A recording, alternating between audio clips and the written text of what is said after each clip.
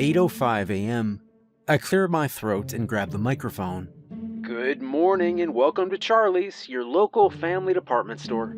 Today we have a sale on chopped liver. Go ask Gary over at the deli all about it. I look over in the direction of the deli to see Gary violently chopping up said liver. I don't really know where he got it though. He just told me to add it to the morning announcements. We've also updated our holiday section so all customers can find whatever they might want or need for Father's Day. To all customers currently shopping with us, I glance over to the bench by the front door and see our only customer, if he can even still be considered a customer, because he doesn't look like he has much life left in him. Did he just pull the skin on his feet up like socks? We're sorry to inform you that our restrooms are currently out of order until further notice. That's because when I came in this morning, both the men's and the women's restroom were covered in blood. When I say covered, I mean floor to ceiling, drenched and dripping. It's been happening for months now, and we have no idea how. It always happens during the closing hours. The camera always glitches when it happens, and no one's brave enough to stay overnight to figure out the source of it. Have a nice day, and thank you for shopping at Charlie's department store. I finish the first announcement of the day and let go of the microphone. As I do, I see Gabe speed walking into the front doors. He has a look of terror on his face and he's breathing heavy. It must be out of its cage? I ask him. He slams his messenger bag down and I can see rips and tears in it. Yeah, and apparently it only finds me tasty for some stupid reason, he says, clearly frustrated that our unintentional pet Wendigo is a picky eater. Huh. Well, I'll tell Gary to give it some other, less fortunate meat selections he might have. We need to get it back in its cage before we get a rush. Gabe's face contorts into one of disgust at this comment, but I'm not sure if it's at me discussing Gary's mystery meat selection, or at us getting busy. Or maybe it's at the thought of the Wendigo munching on his flesh, who knows? I tell Gabe to begin setting up his register space while I go over to talk to Gary. When I walk over, I see Gary chopping up some very disgusting gray meat. Hey, Gary. You know the owners don't like when you try to sell customers meat past its expiration date. I softly remind him. Gary was usually a total sweetheart to all our workers, but it still wasn't the best idea to make him mad. He grunted, then said, Gary here, Wendigo out. Gary, help. He slammed his butcher's knife down on the counter, completely obliterating whatever bone was in the mystery meat. Great job, Gare Bear. Always ahead of the game. I tapped the counter twice before turning around and walking back towards the front of the store, passing the bathroom where I could see Cheryl mopping blood off the tiles. I could have sworn I saw her lick some excess blood she had acquired on her fingers, but I try not to look too deep into things like that around here. However, I did notice and call out her failure to post an out-of-order sign on the door, to which her response was, "Oh, is the restroom out of order?" Once I handled that situation, I passed the earlier mentioned customer, a 7-foot-tall man whose skin never seemed to fit him properly, and we greeted each other. He had to close his jaw using his hand after the greeting, but I tried not to stare because that would be rude of me. Just a usual morning here at Charlie's. 1:43 p.m. Sir, said the young girl who just walked up to me. She looked college-age and absolutely normal, so she really shouldn't have been in here. I stood up from the shelf I was restocking and looked at her, waiting for her to state what she needed help with. There's these 2 little girls over there on... She pointed over to a nearby aisle. That aisle, and they seem to be lost. They've been standing at the end of the aisle for quite a while, but they don't seem to have a parent or anyone with them, said the girl nervously. She genuinely looked worried for their well-being, but it was hers she should have been worried about. I nodded, then asked, "Are they twins?" She nodded back, confused that I didn't seem so concerned. "You already know about him?" I ignored her question and asked one of my own. "Did you respond whenever they asked you to play with them?" I asked him where their mom was. Why do you not seem more worried? What if their mom abandoned them? She seemed to be getting somewhat flustered that I wasn't doing more.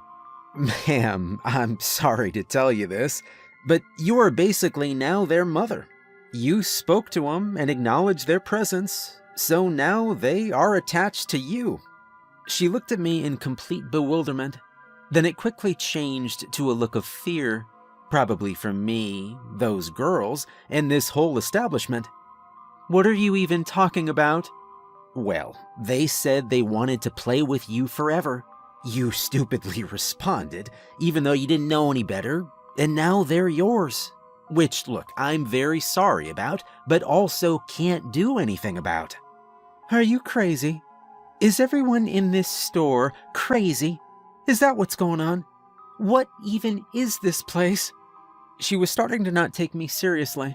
She had a look on her face that reminded me of all the blonde girls that used to bully me in high school.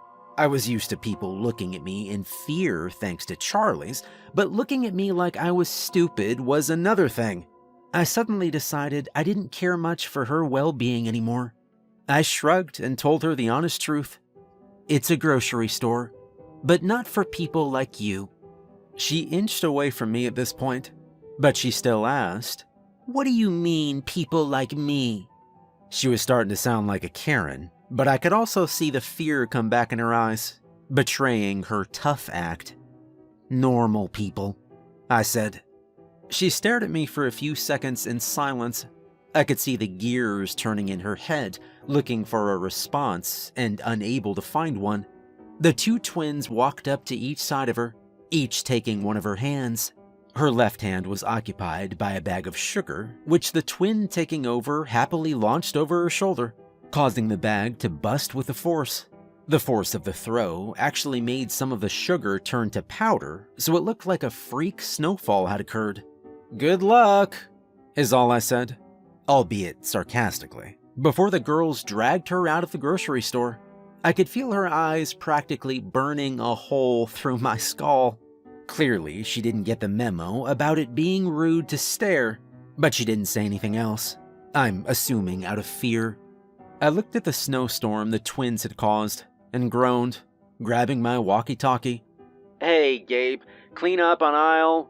I glanced up at the broken aisle sign above my head, then glanced at the broken ones in surrounding aisles and inwardly cursed myself for being unable to do basic math.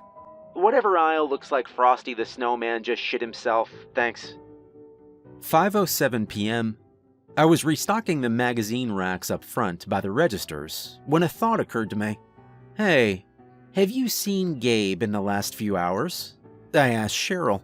She paused her very difficult task of organizing a pack of M&Ms by color and thought for a second. I think he clocked out and left already. The schedule says he got off at 3. I know that, but he's been missing since before 3, Cheryl. Oh, she replied, as she scrunches up her face in confusion. Hey, aren't you colorblind? She pauses again to look at me. Yes, I am. Why do you ask? The thought of seeing if the Wendigo might be interested in a taste of Cheryl enters my head, mere seconds before a messenger bag soars through the sliding glass doors and lands with a loud thud just in front of her register. It's nearly ripped to shreds, but I can see one of those tourist keychains with the name Gabe on it hanging from the somehow still intact arm strap. That looks like his bag, doesn't it? Ponders Cheryl, making me literally want to rip her head off her body at this point. I stare at the bag for a few seconds, honestly angry that Gabe was gone and not her. Wait, she says, swinging the M&M's bag in her hand towards me in an effort to grab my attention, making 2 M&M's fly out and smack me in the face. I remember Gabe went outside after he finished sweeping up the snowman. You didn't tell me Christmas decorations had come in. I slowly turned to look at her, completely confused as to how someone could be so stupid and grabbed every single bag of M&Ms off the rack behind me. I threw all of them on her conveyor belt. Here, count and organize these for me. Don't leave your register until you're done. Better yet, don't talk to me until you're done. She chirped in excitement and got to work. I made a mental note to tell Gary there was possibly a new meat selection for tomorrow outside, then headed towards the office. I needed to call the owner and let him know we'd need to hire another cashier.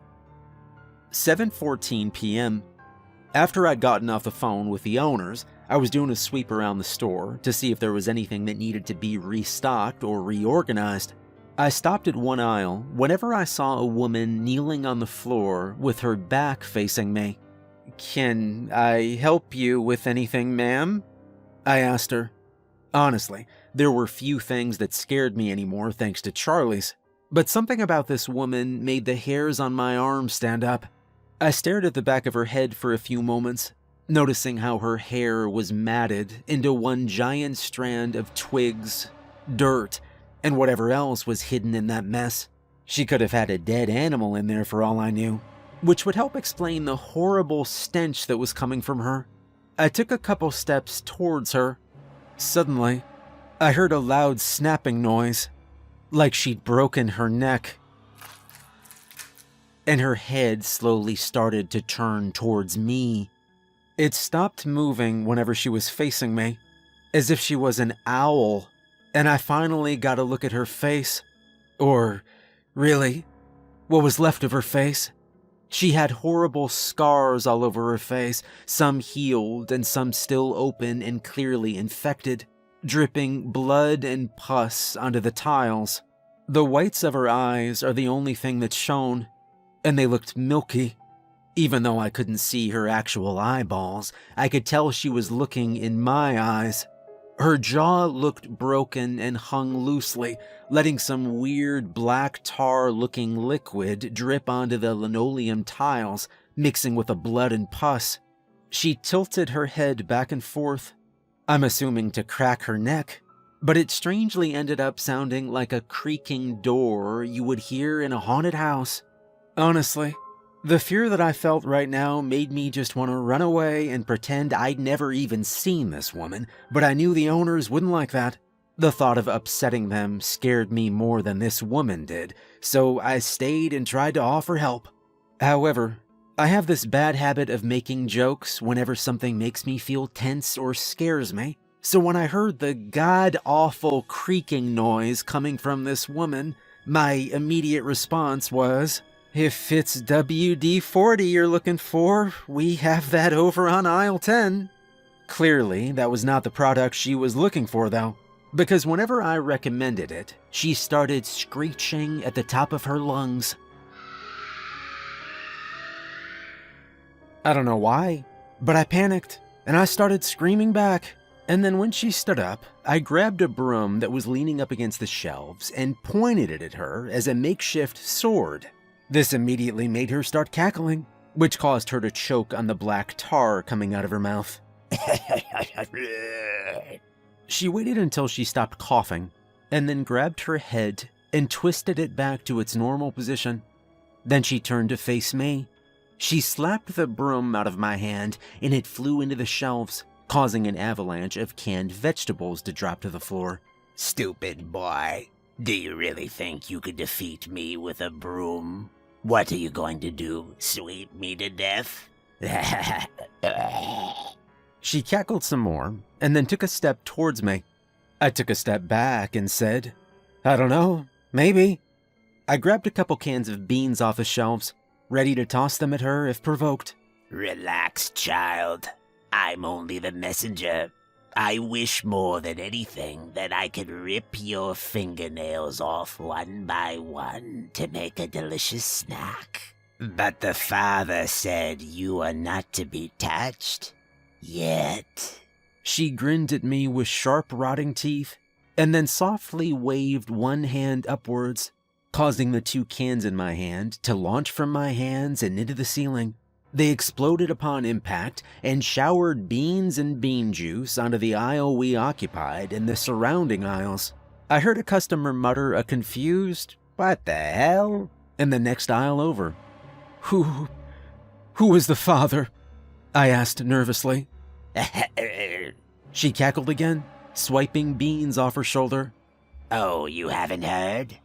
He's coming back, and he will rule this world with an iron fist, bathing everything in a beautiful fiery blaze of despair and agony.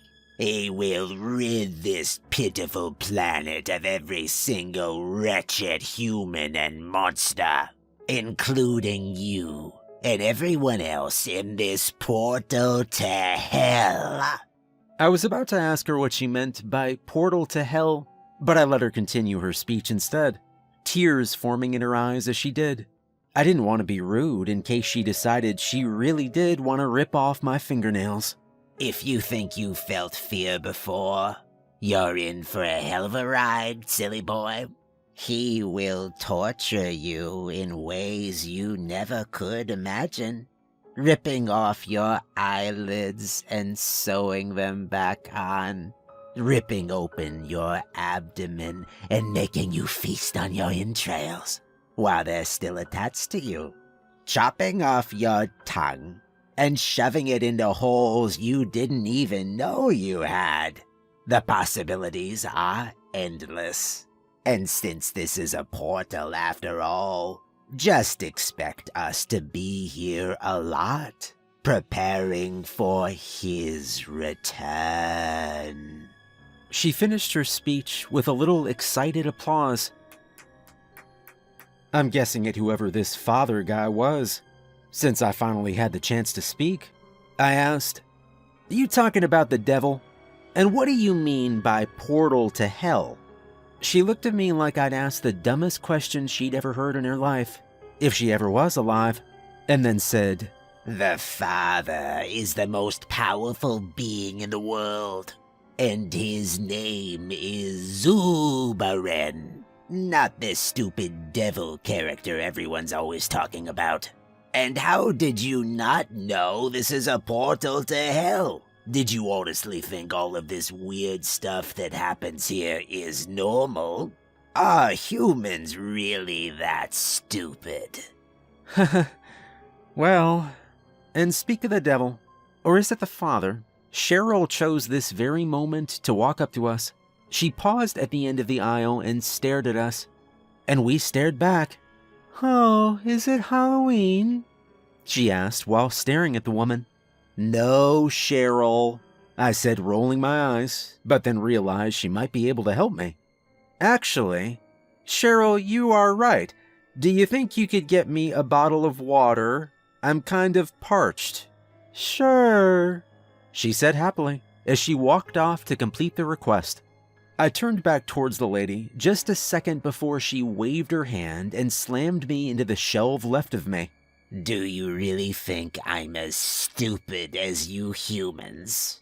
She walked towards me and got right in my face. Her breath made my eyes water with how pungent it was. Did you really think a stupid trick like holy water would be able to defeat a disciple of Zubaren? She put one of her hands around my neck and started to choke me. If you weren't going to be used as one of the Father's pawns, I'd kill you right this instant. She started to speak to me in what I assumed was angry Latin, and I began to see stars. I tried not to look into her eyes, but I was unable to look away or close mine because of some unknown force. In her eyes, I saw every single scenario of torture she wanted to act out on me. It was like seeing your life flash before your eyes, but the exact opposite. Right when I felt like I was on the verge of passing out, she let go and I dropped to the floor, coughing so hard I thought my lungs were about to pop. I was too scared to look up towards her, but I could feel her staring daggers down at me as she said, I'll be back, and I'm bringing some friends with me. And with that, she walked away, and I stayed on the floor, trying to gather my thoughts and catch my breath. I looked up when Cheryl appeared in front of me, struggling to carry 10 different water bottles. "I didn't know which brand you liked, so I got 'em all," she said. And then she dropped every single one of them on my legs. Ha ha. Oops. 9:07 p.m. It's actually after hours at Charlie's right now. I've just about finished locking up the place, and I am currently sitting in my car. I can see the Wendigo's red eyes staring at me from inside one of the plastic dog houses we have displayed for sale out front. Maybe if I got him in bed and some chew toys, he'd be less inclined to chew on my workers. That's the third cashier we've lost in 6 months. And it was a shame too. I had just finished training that one. Maybe I should start training them on how to defend yourself against Wendigo attacks. And maybe I should train them for the possible end of the world. Who knows? I don't really know who or what this Zubaran guy is, but I told the owners about what happened. They just kind of laughed at me and then hung up the phone. So I'm not really sure what I should do. I guess we'll just have to wait until the lady and her friends come back. You know, I just realized the scary lady never told me her name. I think I'll call her Deborah. She seems like a Deborah. Anyways, this concludes a normal day at Charlie's. It was one of my friend's ideas to write this little diary of events after I told him how hectic it is working here. I don't think he believes 100% of the stories I tell him, but maybe you guys will. I know for sure he won't believe today's events, so please tell me you guys do. Writing this has helped relieve some of the stress of managing this place. You guys taking me seriously will also be a big help. If you do, I might continue writing these. Working here definitely has helped me realize that humans aren't the only monsters in our world. So stay safe out there, guys. And make sure you avoid any weird ladies that look like they could be named Deborah. 7:03 a.m. I unlocked the doors and walked in, ready for another day at Charlie's. I'm done, boss.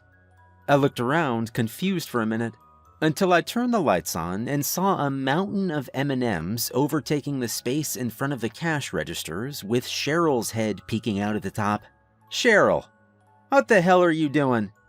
You told me to not leave or talk to you until I finished counting the M&Ms. It was kinda hard with the lights off, but I did it. Have you been here all night? I asked. Yeah. There's 109,225 M&Ms in this store. 23,402 red ones. 17,000 and... Yeah, good job. Can you clean all these up now? Oh, and order more, please. Oh, okay. I might take a minute getting down. I've already gotten lost like 3 times in here, she said while giggling at herself. Okay, well, take your time, I replied, confused at how you can get lost in M&Ms. Suddenly, a muffled scream came from the pile of M&Ms. We both turned towards it and then heard another scream come from inside. Clearly a woman's.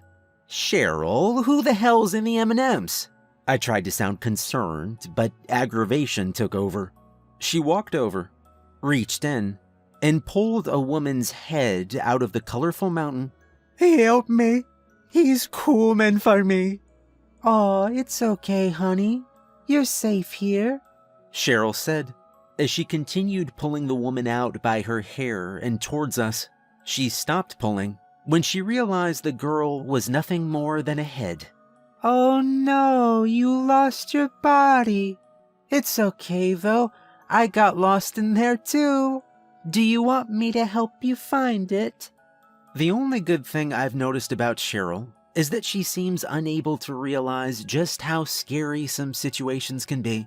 I think it's the reason the owners hired her, because I know it for sure wasn't because of her work ethic or brains. He's coming. He's coming for all of us, the woman said again. Tears of blood started to fall from her eyes. It's okay, hon. Here, have some M&Ms. They always help me feel better. Cheryl grabbed a handful of M&Ms and started to force-feed the woman. She gave up when she realized the woman didn't exactly have a stomach for them to go to, or even an esophagus for them to go through. So they just fell straight to the floor, into the puddle of blood tears. Who are you talking about? Who's coming? I asked her. Zubaran, the woman shrieked, and the lights flickered as if they were as scared as she was. See? His power is increasing. Soon he will be unstoppable. Honestly, today already wasn't turning out like the day I had prepared for in my head. And that was saying a lot for Charlie's. I was not feeling it at all. I think that helps explain why my response to hearing Zu Beren's name was to grab the woman's head from Cheryl, walk outside to the Wendigo's doghouse, and chuck it inside. The woman started screaming bloody murder the second the sliding glass doors closed, but I ignored it and the sad look Cheryl was giving me. Oh, and can you mop up that blood too, please? Thanks. I asked her as I made my way to the office to prepare to open. 12 p.m. Good afternoon, and thanks for shopping with us at Charlie's, I said while holding the strangely sticky microphone in my hand. I silently prayed that Cheryl hadn't spilt chocolate syrup on it again. If you haven't made your way over to the deli yet, head over there and let Gary hook you up with some of our daily deals on whatever meat selection you would like. Today's special just came in yesterday, so you know it's fresh. Gary told me he had to fight off the Wendigo for that special meat. He mentioned something about preparing it for Gabe's family to send them our best wishes, but I quickly shut that down. We also now have wooden crosses for sale, for whatever you may need. Church praise, crucifixion, exorcisms. I glanced at the new cashier, Lacey. The owners had hired her. I noticed her giving me a very confused stare, and I had to stop myself from accidentally chuckling into the microphone. She did not know what she was getting herself into. You never know what you'll need until you need it, folks. Also, the bathrooms are finally back in working order, and we're terribly sorry about that inconvenience. I'd give it about a week until the blood came back. The new cashier was gonna love seeing that. As always, have a great day, and thank you for shopping with us at Charlie's. I let go of the microphone and walked towards Lacey. You have an interesting sense of humor, she said while smirking. I looked at her with a straight face and said, I wasn't joking. I grabbed my clipboard from her and motioned for her to follow me. I expected her to question my difference in humor, but she surprisingly didn't. We walked past the aisles while we talked. Since you're new here, there's a lot you're gonna have to get used to. You mean like that weird dog out front? She laughed, then said, That thing sounds like Cujo on steroids. Why do his eyes glow red though? Because it's not a dog, and it's not a he either, I explained, while feeling grateful that the Wendigo didn't fully show itself, or try to get a taste of Lacey yet. What, is it a really angry fat cat? She laughed at her joke again, but then awkwardly stopped whenever she realized I wasn't laughing. Honestly, if I told you what it really was, you wouldn't believe me. So we'll talk about that another time. We're waiting on someone else to help with that situation anyway. Animal control? She asked. I could tell this question wasn't a joke this time. Something a bit more serious and definitely not an animal, I replied. Well, does it at least have a name? What if we named it Spot? Maybe that would make it less angry. I stopped in an aisle that wasn't occupied by customers. She looked at me expectantly, waiting for me to acknowledge her joke. I didn't. Whenever she finally got somewhat used to this place, that's when we could joke about the strangeness of it. But she didn't even know that it was more than a joke right now. Did the owners tell you anything about the job before they hired you? Or have you heard anything about this place? I asked, and I wasn't surprised at all when she shook her head. They didn't warn me or the others either. Now that I'd been here so long, they left it up to me to teach new workers how to safely operate this place. Do you believe in the paranormal or anything strange, Lacey? What, like crop circles and chemtrails? I shook my head. Like demons, werewolves, wendigos. Oh, I guess. I think my grandma's house is haunted. Why, though? Are you trying to tell me this place is haunted? Right after she asked that question, a customer walked up. The customer in question was a beautiful woman with insanely curly bright red hair and vivid green eyes. Her hair was enough to keep you completely captivated, but if you could look away long enough, you'd see that she was wearing a straitjacket. It took me a moment to even notice it when I first met her. Hello, can either of you please help me with this wretched jacket? Sure, said Lacey, completely clueless as she walked towards the woman to help. I probably should have warned her of what was about to happen, but it's best that she learn herself. I mean, who would just help someone in a straitjacket without asking a few questions first anyway? She clearly had a lot to learn in life, but I think Charlie's would teach her way more than the average person would learn. Anyways, the woman is a repeat customer, which is why I wasn't shocked at all over what ended up happening. Thanks, said the red-haired beauty just before she grabbed Lacey by the hair and yanked her towards her. She grabbed a knife from the waistband of her pants and placed the sharp edge against Lacey's throat before she said, They're coming for me, and I won't let them take me back. I swear I'll kill her before they do. No one's coming for you. You're completely safe here, I softly reassured her. I had the lines I told her each time she returned memorized in my head, almost like reading a script. I just hoped Lacey didn't try anything, because I did not know how things would go down if she did. She didn't look as scared as I thought she would be over this predicament, though, which would have been a good sign if she didn't look kind of amused, like she wanted the woman to try and hurt her. Mora, no one is coming for you, I reiterated. You've been dead for 30 years. You don't have to worry about them or escaping anymore. She blinked her big green eyes at me in disbelief. What? That can't be. How do you know my name? Are you one of them? It can be because it is, Mora.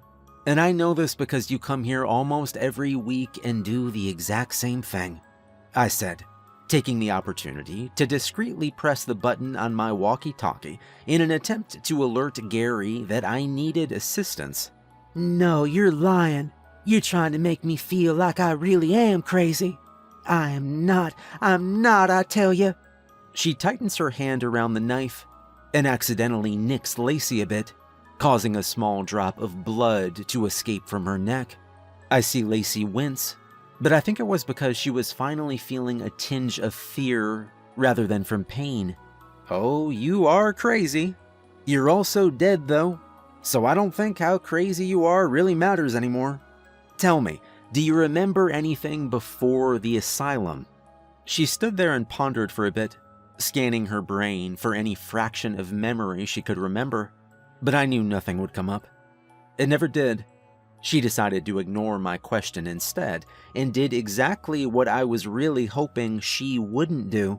How can I be dead when I don't even feel dead? I'll show you I'm not dead, she said. Just a split second before Gary came up behind her to try and subdue her, Mora took the knife and cut. She immediately started screaming when no blood came out of her, and she dropped the knife to the floor, followed by her knees. I can't be dead. No. Gary took advantage of the opportunity and wrapped a rope around her hands while I slowly swooped down and grabbed the knife along with Lacey's wrist, jerking her behind me. It's okay, Mora. At least you're safe now, I said. I always felt bad for her. She truly was a nice woman, along with being drop-dead gorgeous. The story of her death was a truly gruesome one, so I usually always lied to her about it when she asked. She looked up at me, her jade eyes full of tears, and asked, Did I die in that hellhole? No, Mora. You escaped before you died, I told her. That wasn't technically a lie, but not 100% truth either. Besides shaking a bit, Lacey still seemed mostly calm.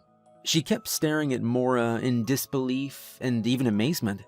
Gary was about to bring Mora up front to the office, but Lacey motioned for him to wait. She grabbed one of Mora's arms and turned it over to look at the scars, lightly touching one with her fingers. Mora didn't even flinch or show any signs of feeling pain. Can you feel that? She asked Mora, And Mora responded by shaking her head, tears falling from her eyes and onto the tiled floor. Lacey stared down at the scars for just a second more, before wrapping Mora up in her arms. It's okay to be confused and scared, but you're safe here now. You don't have any reason to be scared anymore. They can't hurt you. She squeezed Mora tighter as she said this, holding her head to her stomach while brushing the tear-covered curls that were stuck to her cheeks out of the way. Mora let go of Lacey and looked at me while asking, "How can I cry, but I can't bleed?" I shrugged and answered honestly, "I don't know, Mora." She didn't seem satisfied with my answer, but she could tell I had nothing else to say. She silently hugged Lacey again without asking any more questions.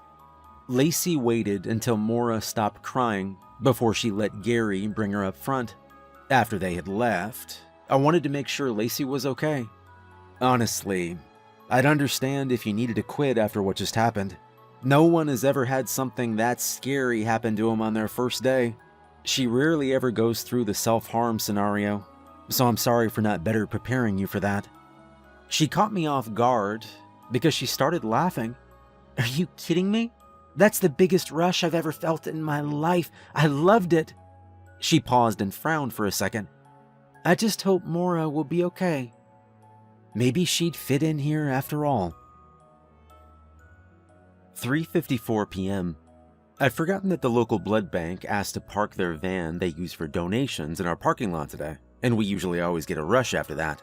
The Bloodmobile attracts a lot of special guests who like to buy the blood, and while I know that doesn't sound very legal, the owners like the business that it creates for us. Something about the blood gives the buyers a high that also makes them have the munchies, so we always get crazy busy whenever donation starts. After the rush calmed down, I brought Lacey into the office to discuss the day's events and left Cheryl to man the registers.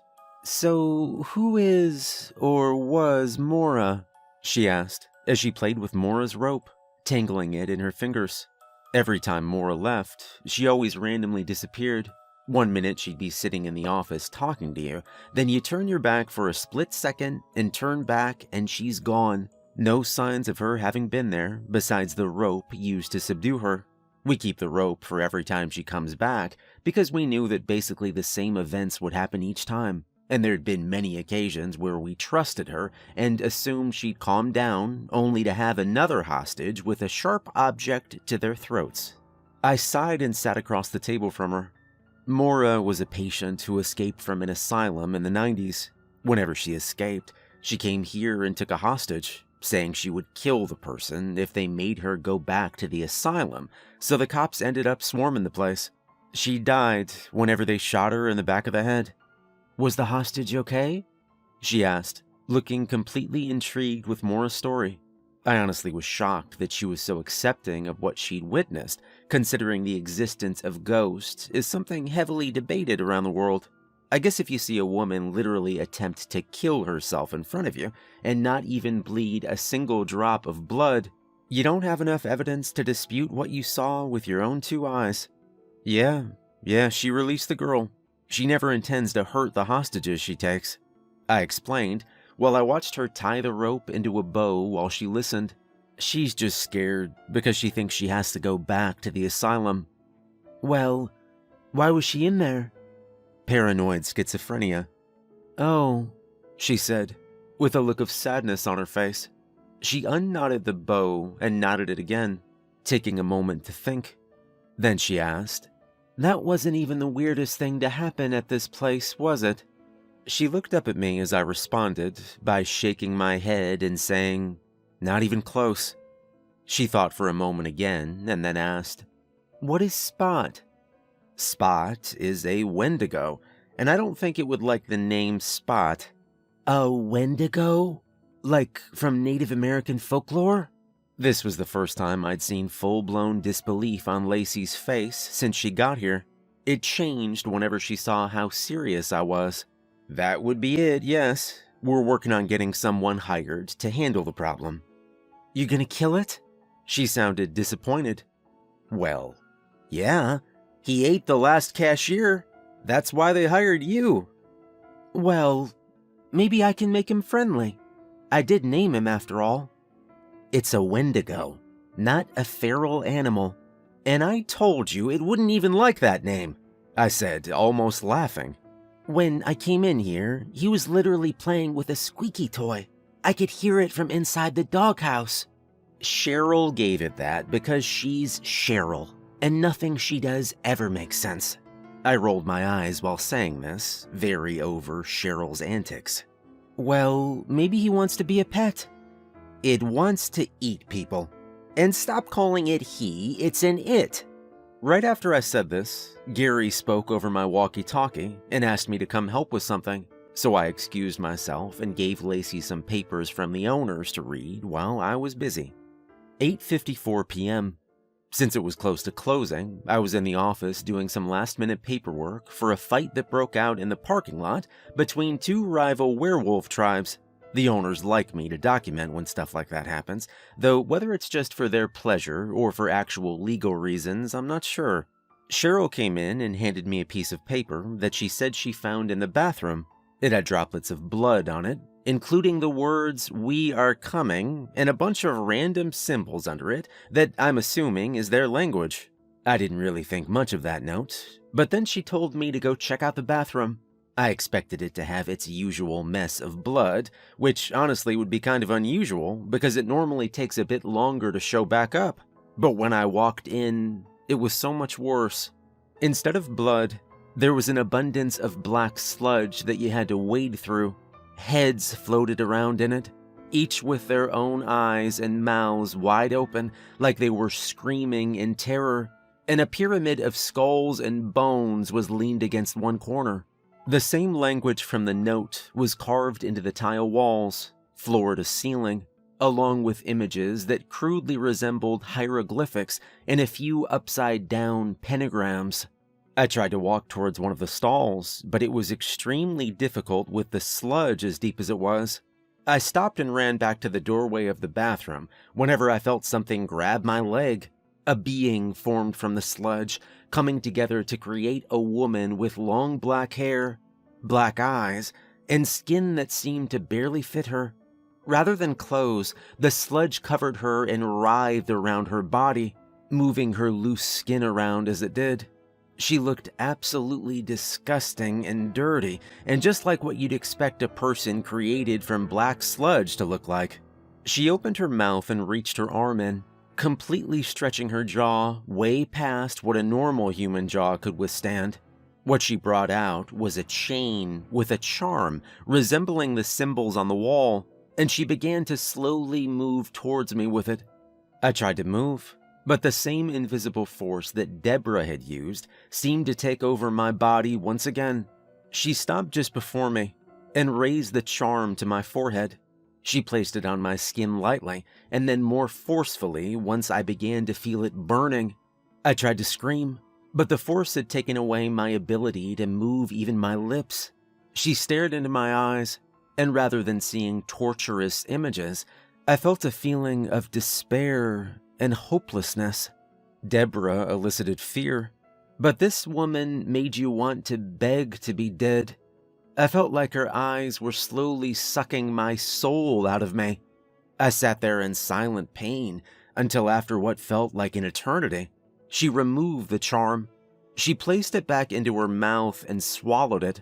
Then, as slowly as she came towards me, she backed away and melted into the sludge once again. I felt whatever paralysis the force had created leave my body. But then I became paralyzed with fear to move within the sludge, afraid she'd come back. I calmed down whenever Cheryl came up behind me. "You have one of those little doodles on your forehead," she said, and I could actually hear fear in her voice. I got brave enough to walk towards one of the bathroom mirrors to look at myself. The symbol burned into my forehead resembled an upside-down teardrop with a lightning bolt through it. I looked around at the symbols on the wall to see if any matched the one now on me, but none of them matched. Whenever I turned back towards the mirror, the symbols on the wall above the mirror had changed to the words, "You have been marked by him," but whenever I blinked, they morphed back into the strange symbols. I looked back at Cheryl and asked, "Did you see that too?" She responded by nodding, and I realized this is the least that she had ever spoken since starting at Charlie's. Things were getting strange at Charlie's, but it was a strange unlike any that we'd ever seen. 9:32 p.m. I just finished locking up the store. I asked Gary to clean the bathroom up for us, and he swore he didn't see any strange women floating around in the sludge.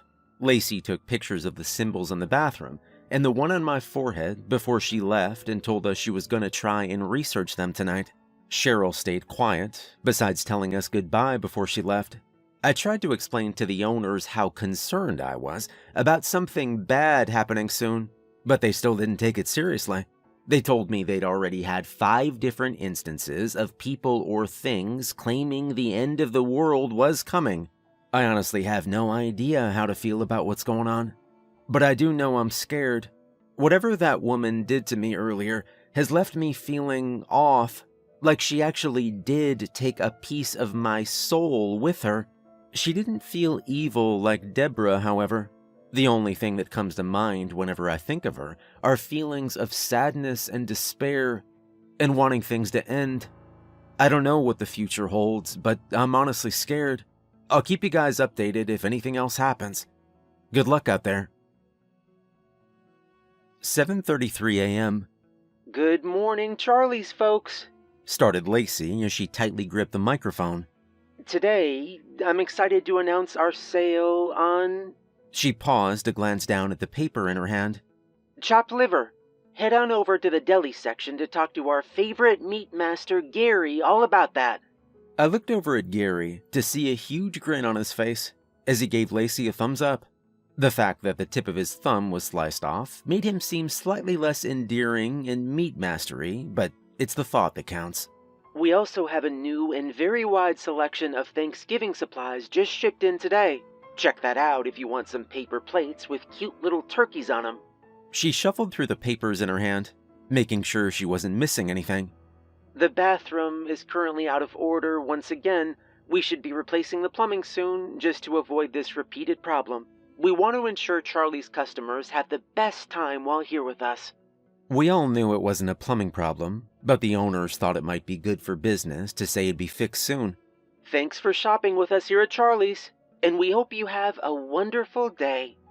Lacey clicked off of the mic, jumping as she accidentally made a god-awful cracking sound through the speakers. She walked over to where I was restocking the candy shelves at the register. "So, why are we announcing Thanksgiving stuff again?" she asked. "Thanksgiving isn't for months." "Not in the world of Charlie's," I explained. "Time kind of flows differently here. I don't really know how it flows, but the owners do. They send us the scheduled announcements for it, and that's all I know."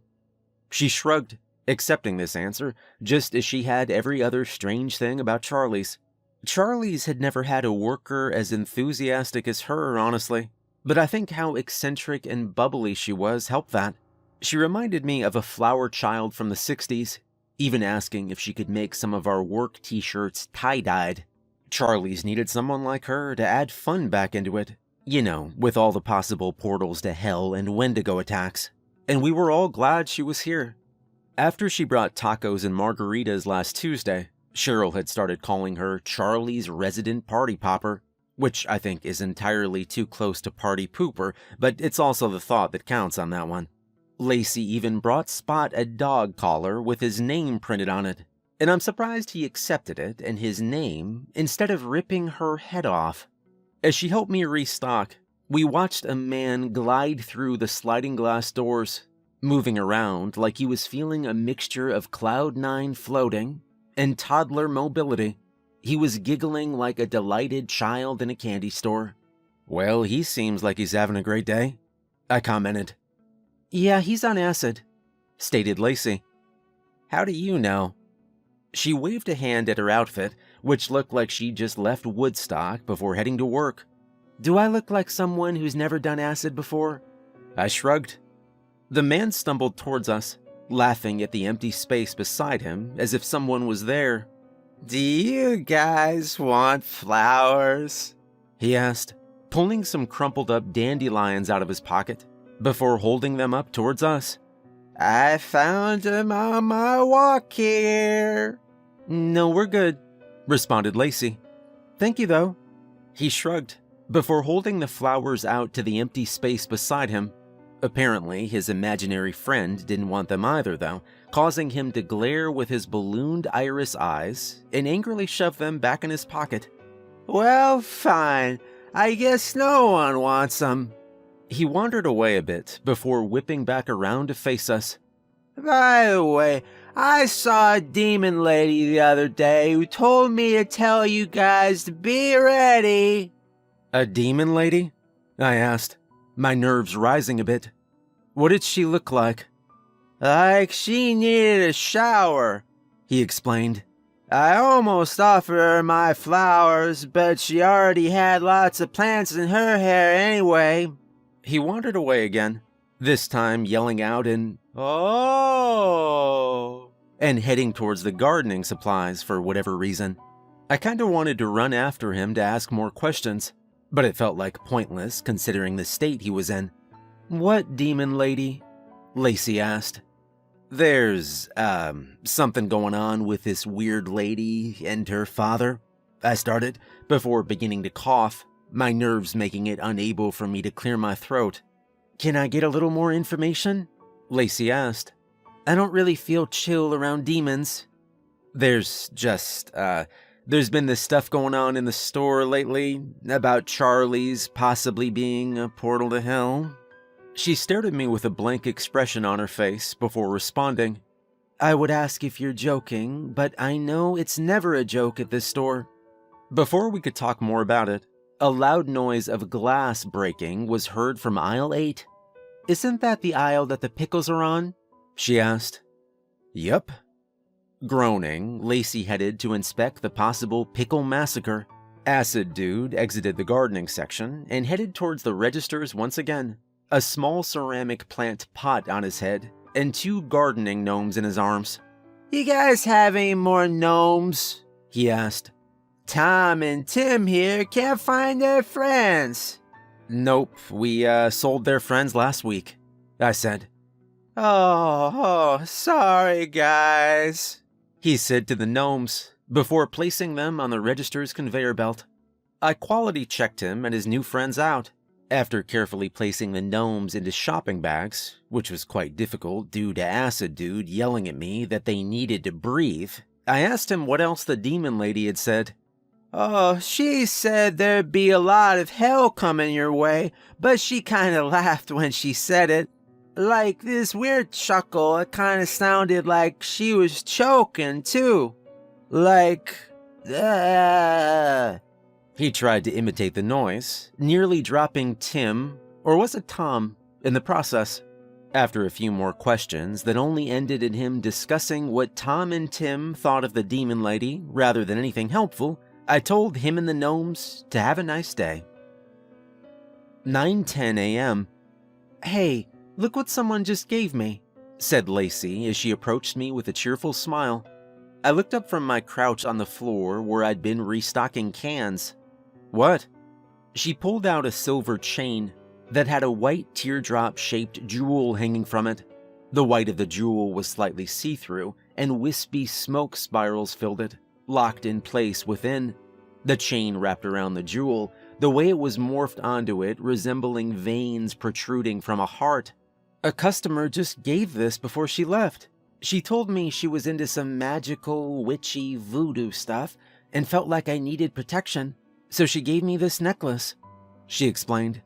She slipped the chain over her head, and the teardrop dangled down from the chain and came to rest at the height of where her heart would be. I don't know if it was my mind playing tricks on me or what, but it seemed like it was attempting to nuzzle her heart, but the chain was preventing it from reaching. She lifted her head up, waiting for my response with a smile on her face. The smile faltered when she realized I didn't have one as well. What's wrong? Does it look bad on me? Oh, no, I replied. Not at all. It goes with your hobo style well. She giggled, playfully rolling your eyes. It's boho, not hobo. She walked away after being called by Cheryl to help on the registers, giving me a small wave as she did. I bit my lip, worried about how awful things must be going if a witch was giving out protection items to our workers. I made a mental note to tell Lacey what was going on before we left today. It wasn't right for me to not tell her, and I wanted her to stay safe. A lot safer than Gabe. I felt the pit in my stomach grow deeper. Today was gonna be another long day. 1:56. The lunchtime rush was close to over whenever a woman with a distinctive haircut came barreling through the sliding glass doors, a scrap of paper bunched in her fist. Ah, another regular, I thought. She approached the register I was at and slammed the crumpled paper down on the conveyor belt. It started to move due to the motion, so she had to scramble to catch it, deciding to keep it in her hand for the time being. As she glared at me, I noticed that she was slightly shorter than me, but the height of her huge hairstyle laden with hairspray made her seem a lot taller. The smell of the hairspray was overpowering, extremely pungent, with a smell of copper that could be explained by the gaping wound through her forehead. You could see straight through her skull to the shelves of merchandise behind her. Her eyes reminded me of the expression a hawk might give its prey. "You need help with anything, ma'am?" One of your stupid cashiers told me this coupon was expired over the phone, she snapped. It is not expired. "Can I see it, ma'am?" She forced it into the hand I'd held out, before folding her arms and staring at me with a smirk. She really thought she was right. It wouldn't be funny if she was simply a ghost from another time, but I think she'd feel this way even if she wasn't dead. You'd think after coming in over and over after she died that it would stop being funny, but it really hasn't. I unfolded it, taking the time to pretend to read it like I always did every time she came through. "This expired in 1997, ma'am," I explained. It is 1997, she said. "No, it's not," I replied. She looked at me completely dumbfounded before switching back to her "you're such an idiot" smirk. Do you think I'm stupid, like this is a prank? I picked up a newspaper off the rack behind my register and showed it to her. After she finished reading it and returned her scowled face to me, I also handed her a tissue. What is this for? What's going on? "You are dead," I explained, "and you have been for over 20 years. She stared at me for a few moments with a blank expression before scoffing, dismissing everything I just told her. You really do think I'm stupid, but you're the idiot for trying to mess with me. I swear, dumb teenagers will never learn. Where is your manager?" "Well, first off, I'm 25, I said. She rolled her eyes after I said this and opened her mouth to speak again, but I yelled my next sentence over her so she would hush and listen to me. "And I am the manager. I've been the manager for the last few years. I know your memory isn't the best as a ghost, but you don't have to be rude to me about it. Quit saying that. I'm not dead." "What's your name?" The question caught her off guard, causing her to sputter out a, "What?" "What is your name?" I repeated. "Karen," she stated matter-of-factly. "Well, I guess ghosts do have some memory, but no, that isn't your name. That's the nickname we gave you, because women like you have become a meme since you died. Your name is Anne." "My name is not Anne." "It is. And you died in 1997 when you came here to bring in that very coupon you carry around with you. Someone robbed the store, and they shot you first because you wouldn't stop screaming." "There's no way," she said. "I don't remember that." At that very second, the shooter appeared, and the whole scenario from 1997 began again. I was so bored of it at this point, honestly, that I just stood there as everyone panicked. Even Cheryl panicked like this was a recurring thing at Charlie's, just like every other ghostly experience. I waited for the shooter to shoot Karen or Anne, closed my eyes, and groaned as her blood splattered all over me. Why do I never remember to keep my distance whenever she gets shot? I thought. After I opened my eyes and saw Karen staring at me, eyes doe-like and blood pouring out of her mouth as she struggled to grip the register and maintain her balance, I grabbed the gun from the register station and shot the intruder twice. You see, I had to be the one to do it because the manager in 1997 was the one that did. He didn't die in Charlie's though, so he doesn't come back to reenact everything like Karen and the shooter did. Sadly, lots of people died before we finally figured out we had to stop him, rather than wait for the ghostly version of the shooter to appear. After the events were over, everyone stared at me with eyes wider than Karen's were, waiting for others on what they should do. I sighed and walked towards the microphone for the intercom. It's okay, shoppers, I said into the crackling mic. Just avoid the bodies and the blood, and we'll have it cleaned up soon. This seemed to satisfy most of the customers, considering they themselves weren't exactly normal. I honestly didn't care about Karen, or the rest of the customers that still remained concerned. I had bigger things to worry about. I had a strong gut feeling that Lacey getting that necklace was a sign of a shitstorm coming. 5:43 p.m. I was teaching Lacey how to type in the code for a buy one coffin, get two free coupon at the register when we saw something roll through the sliding glass doors and slam into one of the magazine racks. I told her to stay by the register and then walked towards it, taking cautious steps as I did. Whatever it was had hit the magazine rack so hard that a stack of them fell on top of it, covering whatever it was like a hat. I grabbed the magazine and immediately jumped a foot backward whenever I saw what was underneath. A head with no eyes grinning back at me with razor-sharp teeth. The grin quickly morphed into a scowl whenever Cheryl walked up and announced, "Oh, you must be Headless Harriet's grandmother." I turned around to face her and asked, "Headless Harriet?"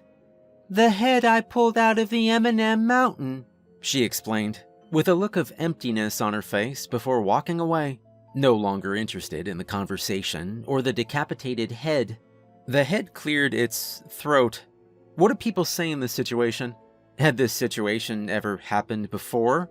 I doubt it, considering Charlie's was known for its wild occurrences. It cleared something before explaining its appearance. "They sent another one of us, and I'm proud to say this one bites back if you try to mess with it," it said, followed by a throaty, no, just a regular cackle. I glared down at it before warning, "I will literally kick you like a football back to your sister." "She's not my sister," it exclaimed, "and I will latch onto your foot like a bear trap and take some toes back with me, so calm down, buddy boy." The head levitated a few feet off the ground to match my eye level, then informed me, "We heard your owners didn't take our threat seriously, so the father thought we should reiterate our claims. He didn't expect you to make my partner Wendigo food, though." Lacey walked up at this moment, inserting herself into the conversation. "Have you never been to Charlie's before? I've been here a week and experienced enough weird shit for a lifetime." The head seemed to ponder this statement a moment, floating up and down in a fashion possibly resembling a shrug. "Well, this is a portal to hell, after all." "Why does everyone keep saying this is a portal to hell?" asked Lacey. "I wouldn't be shocked, but is it really?" "Oh, I see. So you haven't told your little girlfriend about the predicament your workplace is in?" asked the voice. It tisked me before shaking its head, a pouty expression on its face. "I'll tell her." Before we could even react, it zoomed towards her, stopping to hover a few inches from her face. A hand sprouted out of where its neck once was, and it immediately wrapped around Lacey's neck and slammed her into the wall in seconds. Lacey's hands fought to free her throat, but it was no use. "Stop before I snap your windpipe," roared the head. "What is it with you guys grabbing people by their throats?" I said. "You mad because you don't have one or something? Just let her go." "She asked why this place is a portal to hell, so I'm going to show her," it responded with an evil grin. I instantly regretted saying something as soon as the head threw Lacey into the ceiling, so hard it began to crumble and free fall around her body. The head's hand caught Lacey just before she hit the ground. For just a flash, I saw her eyes, and I saw the complete terror in them as she was swung upwards while the hand wrapped her hair around its fingers. It continued to swing her upwards until her body was straight up in the air. Then it began to helicopter her around and around. I couldn't believe anything that I was seeing right now, my feet firmly planted to the ground out of fear, and I couldn't understand how Lacey wasn't puking her guts out. I was struggling not to puke mine, and I wasn't even the one spinning. She began to scream so loud I had to cover my ears, and I looked around to see all the shoppers and workers were just as terrified and covering their ears too. All except for Cheryl, who stood mesmerized as she cradled one of the garden gnomes like a baby. My attention was jerked away from Cheryl as I felt something wet splatter against my face. The first thought in my head was, this is throw up, but nope.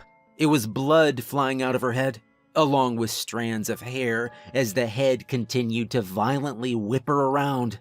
For some odd reason, at this very moment, I was reminded of a homeless man that sometimes frequents Charlie's entryway, sitting on the lawn chairs we have for sale. The Wendigo never bothered him, which I always found even odder than me remembering this random thought. He always told me he could clone me for $10 and a lock of my hair, and I was seriously considering taking him up on that offer right about now so that another version of myself would have to deal with this shit show rather than this version of me. But then again, he also told me Charlie's was just a product of him taking too much LSD and then throwing up the whole store, staff and all. And I'm pretty sure I'm not a drug-induced hallucination. I think. I inch over to one of the register stations and start chucking stuff at the decapitated head. It takes about 3 packs of Skittles and 2 staplers for it to stop swinging her around and face me. There was a moment of doubt when I saw the hatred in its eyes as it glared daggers at me. But I stood my ground because I knew I had to help Lacey. "What?" it said, aggravated that I distracted it from the cat and mouse massacre it was attempting. Lacey hung from its hand like a limp rag, not moving and still bleeding. What message is this supposed to send? Just let her go. The razor-sharp bear quickly transformed into an amused smirk. Did you not want me to make an example of your little girlfriend? An example of what exactly? I said. The amusement left its face as the sharp teeth took over again. Of what happens if you don't bow down to the father. You know what? I think I'm done playing. It clearly isn't working for me to torture her, so I'll just end her life. Another evil grin lit up its face before it launched Lacey at the wall, and I saw her body crumble into a broken heap on the linoleum floor.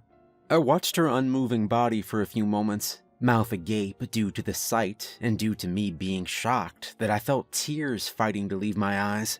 We'd lost a lot of cashiers in the past few months. Hell, the last few years, really. But this was the first one I'd actually liked. I thought she was a great fit for Charlie so far, and I was looking forward to making memories with her and teaching her the ropes. Maybe she could have been an assistant manager someday. If the world didn't end, that is, with the portal to hell opening and all. Why are you talking like she's dead, idiot? She might be alive. Go to her, I thought. I did just that, running and crouching beside her. As I did, I jerked backward as I saw the head move towards us. I thought better of my decision and immediately moved to shield Lacey's body, not wanting her to have any more pain inflicted on her. Maybe she was still alive. Relax, it said, laughing at me. I'm only making sure she's dead. A weird light projected out of its eyes, scanning her body before backing away from us. Avavich kuda. I squinted, confused at the strange language. It noticed and responded with a simple, It means she's dead, kid. It smirked at me before it waved its arms towards the drink fridges, instantly transforming them into a large door surrounded by stone. Horrible things crawled and squirmed between the worn-down cracks of the stone. Spiders with hundreds of eyes, chopped off hands that moved of their own accord, snakes with acidic venom that poured out of their mouths and melted the floor, and spirits that moaned in pain every time they were forced through the cracks. A countdown clock appeared above the door with the words, "Until the end." Ha ha ha ha ha.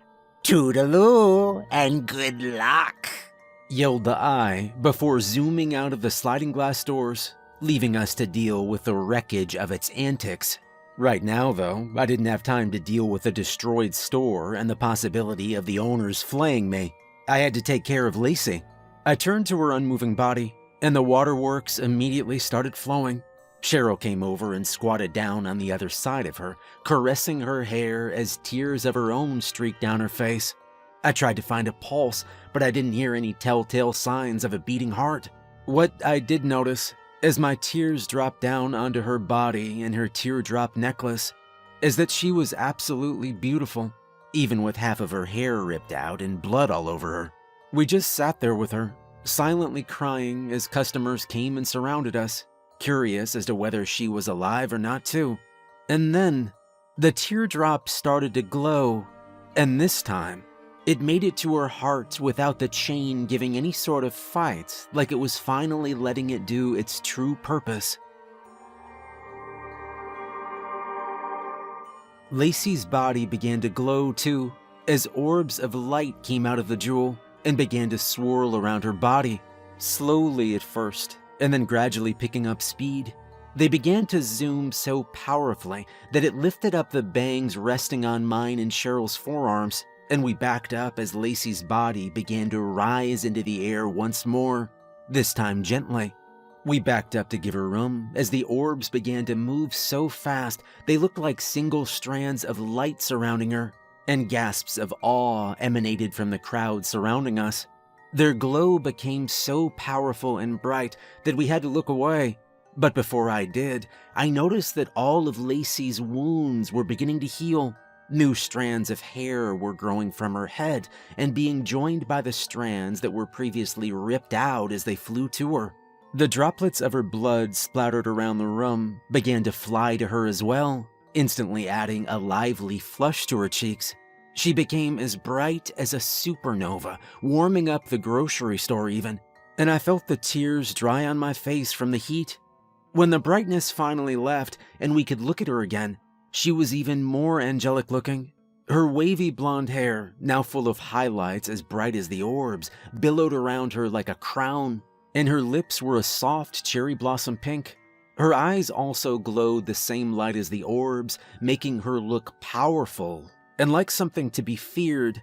She wasn't just some beautiful, helpless thing. She floated downwards and towards me, making me squint my eyes as she stared at me.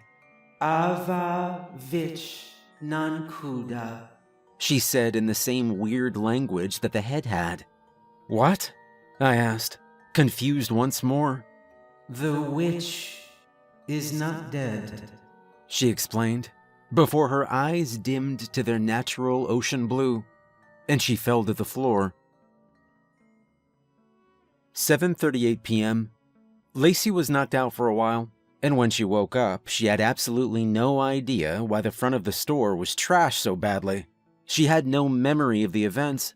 I kinda didn't want to tell her what happened, but I knew she needed to know what was going on. I told her everything. The first weird encounters with Zuberen's people, the countdown clock's appearance, and what she'd said when she was raised from the dead. She told me she had no idea who the witch was, but she felt different now. This is understandable considering she died, but we also have no idea what that teardrop did to her. The main thing that matters to me right now, though, is that she's safe. Gary won't stop picking at me over all the girlfriend jokes the head kept making, but I've just ignored them and all of Lacey's questions about it. The only thing that matters to me is slightly less important, but still pretty important because it is pretty apocalypsy, but it's kinda taken over the place of our drink coolers currently, which is something the owners aren't going to be fond about. It kinda just sucks in general that we now have to deal with a doorway to hell being in our way. Zuberen's minions did say Charlie's was a portal to hell, but it is kinda different when that portal is given a literal door that stares at you as you check out customers. Like, it literally stares at you. Because these weird, creepy eyeballs are starting to come out of the cracks. Gives me the heebie-jeebies. Anyways, I gotta finish cleaning Lacey's blood off the ceiling. Until next time. 8:34 a.m. Good morning. Cheryl greeted me. I returned the favor, expecting that to be the end of the conversation, until I noticed her staring expectantly at me, seeming to be waiting. Yes? I was wondering if my boyfriend Chip could get a job here with us, she said. She motioned towards a guy standing by the front doors that I hadn't noticed before. I looked at the boyfriend. Blonde hair, muscular, eyes blue, and teeth so white that they looked artificial almost. I thought he didn't look like Cheryl's type. But then again, the only guy I've ever seen her show interest in is her garden gnome, and Gary when he's passing out samples to the shoppers. She never asks what the samples are, which is something I highly recommend doing, but she always seems to love the taste of whatever they are. It doesn't help that Gary looks down at the floor and vigorously shakes his head when I ask him. Tell me about yourself, Chip. Hi, my name is Chip Micro. Growing up, I was the weird loner kid in school until my glow-up during junior year. Everyone started to hang out with me more, and then they realized they should have been hanging out with me in the first place. Cool, I replied. I was about to tell them it probably wouldn't be a good idea until I saw Cheryl giving me puppy dog eyes. I could hire him as a shelf stalker, I guess. I told Cheryl. Great, she replied. She and Chip walked off towards the break room as Cheryl mumbled something about getting her chocolate chip an apron, which made me cringe. 11:57 a.m. Hey, are there boom boxes for sale here? Asked Chip.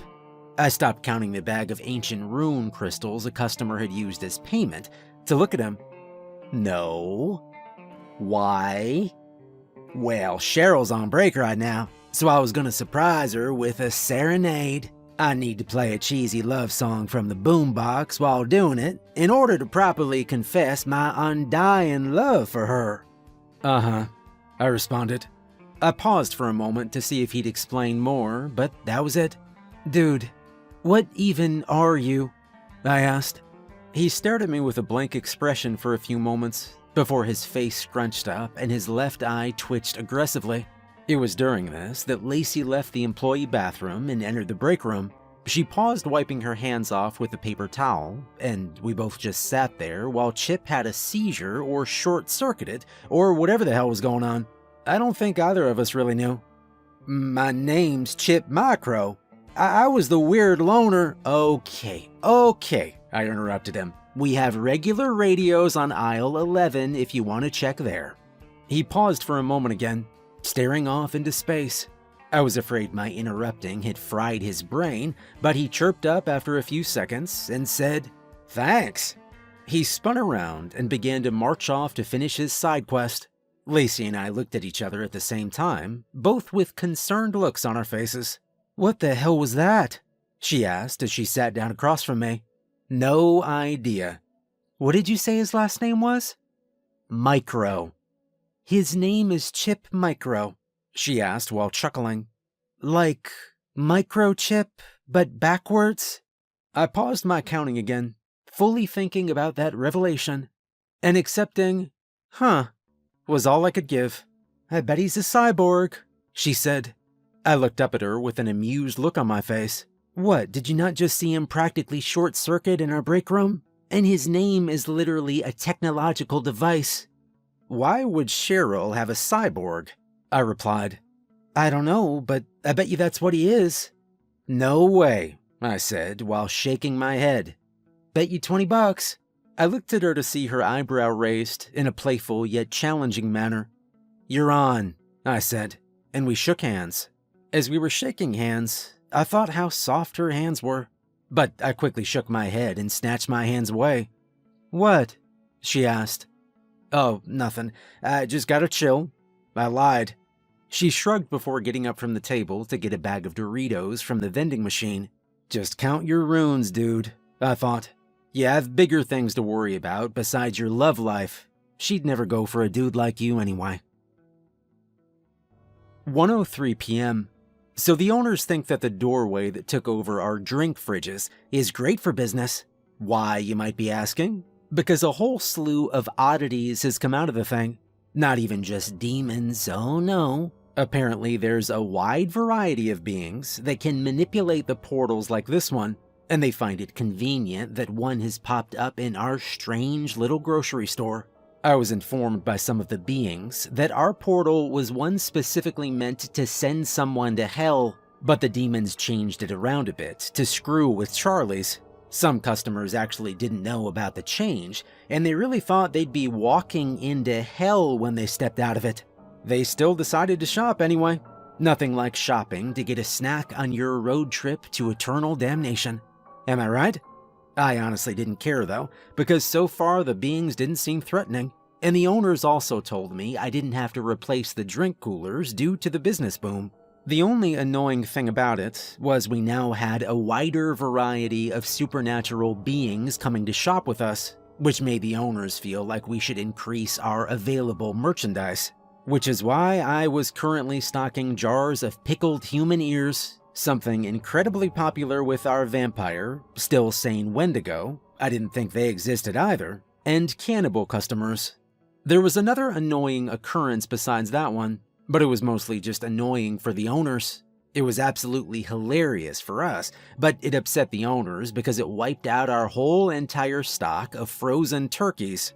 Another new type of customer we had was wizards. We'd had some in the past, but not enough to really know anything about them as supernatural beings. We learned a lot about them whenever a group of 5 of them came through the portal, and it turns out that they are the literal definition of crackhead energy.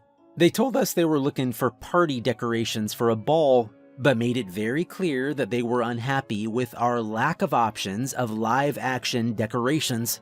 Whenever I asked what a live-action decoration was, one of them sighed, pointed his wand at the display of frozen turkeys, and gave it a gentle swirl. Immediately, the turkeys began to hop out of the display, hobbling around with their lack of feet and their wrappers restricting them. Soon, though, the wrappers began to pop as they continued to wiggle, stretching the plastic beyond its limits in order to be free. Wrappers littered the floor everywhere, and the turkeys began to slip on them in their haste to be free. Another quick swirl of his wand made the turkeys stop in their path to freedom, instead making them begin to form a circle. The rest of the wizards giggled with delight, running to join them. Soon, they were teaching the turkeys how to do highland dancing as another wizard conjured up some bagpipes to play. Customers gathered around, entranced by the dancing turkeys and clapping along to the music. Cheryl and Chip even joined in, bringing along her garden gnome. Lacey walked up at this time, and we watched the sight for a few minutes, both amused. Are Cheryl and Chip trying to teach the garden gnome how to be a robot? She asked. I believe so. She starts giggling. What? I ask. I leave you alone for a few minutes to go stock some stuff up, and I come back to a turkey hoedown throwdown, she said. I roll my eyes at her before heading towards the intercom microphone to announce an end to the dance party. Before I could make it there, though, a pack of werewolves came barreling through the sliding glass doors and made a beeline towards the turkeys. Total chaos ensued as the turkeys began to zoom around the store, weaving in between register stations and up and down the aisles, trying to get away from the werewolves as fast as possible. The wizards were throwing spell after spell at the wolves, upset that their dance party had been ruined. The spells bounced between the aisles and the shelves within them, causing explosions of products to catapult into the ceiling. Damn it, I said. I just cleaned Lacey's blood off those. Lacey rolled her eyes at the comment. Her facial expression quickly transformed into deer in the headlights moments later, as a werewolf leapt over the register station she was standing by.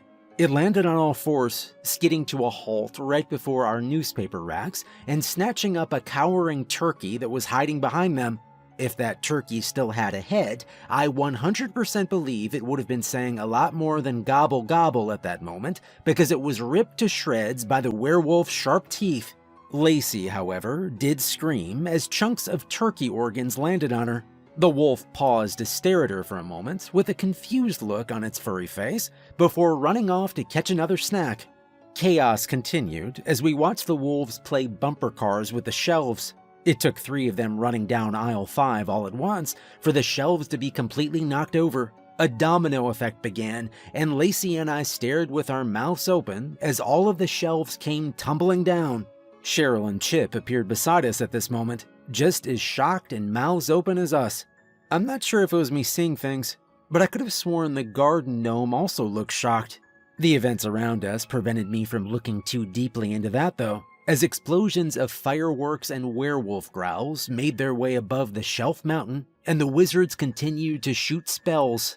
The owners are gonna kill me, I mutter. Lacey looked at me and nodded, a look of pity on her face. A turkey approached Chip, and for some odd reason, he thought it'd be a good idea to reach down and try to pick it up. "Well, hi, little guy," he said. In its panicked state, the turkey actually let Chip get close to it before a werewolf approached the two, baring its teeth at Chip.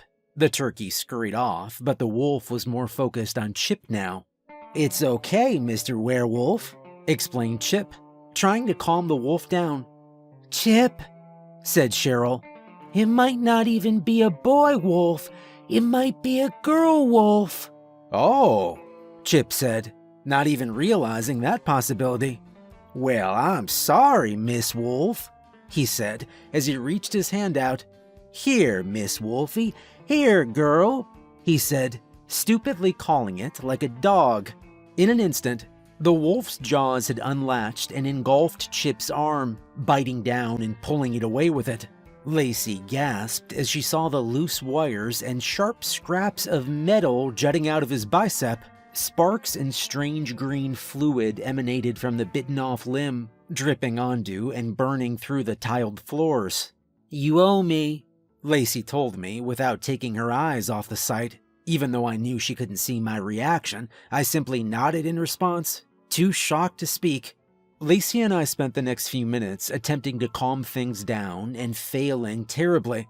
They only started to calm down whenever the wizards managed to talk the werewolves into a dance battle between them and the turkeys. They promised the wolves that no matter the outcome of who won, they'd get to eat turkey no matter what.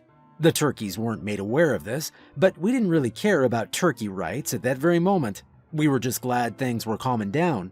The dance competition ended up being pretty fun to watch, and I can now cross watching a frozen turkey break dance until it thaws and turns to mush off my bucket list.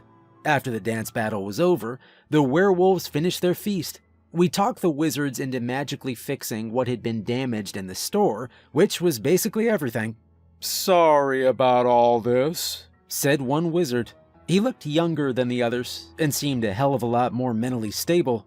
"We wizards can get a bit carried away." "It's okay," said Lacey with a grimace. "Just please make sure it never happens again."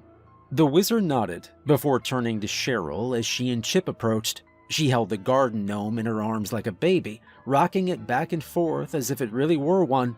"Hey, you guys found Larry," said the wizard while pointing at the gnome. "Larry?" I asked. "Yeah, he's one of the gnomes that works at our wizarding school," he explained. "You know, Pigweed's School of Magical Stuff." I looked at the gnome, squinting as I thought I saw the gnome's eyes were wider than usual. They didn't move though, so I wasn't sure. "A gnome that looks like this works in your school?" I asked. The wizard nodded and opened his mouth to respond, but Cheryl cut him off. "There's no way Chip Jr. works at your wizard school.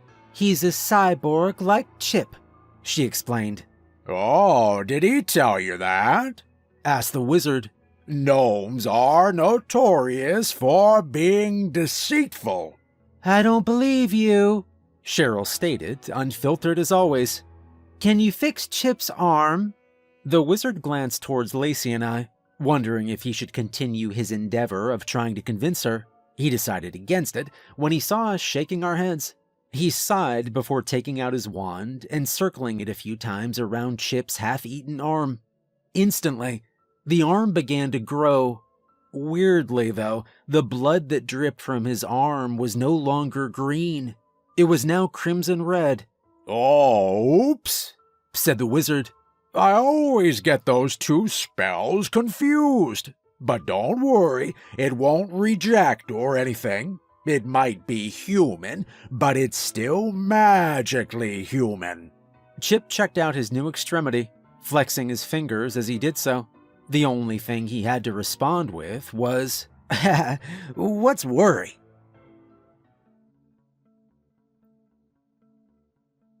3:15 p.m. Can you show me where the bread is? This question confused me greatly. Not because I didn't know where the bread was. I knew we were out due to the raft of ducks that visited us on Tuesday. They were products of an experiment gone wrong, or was it right?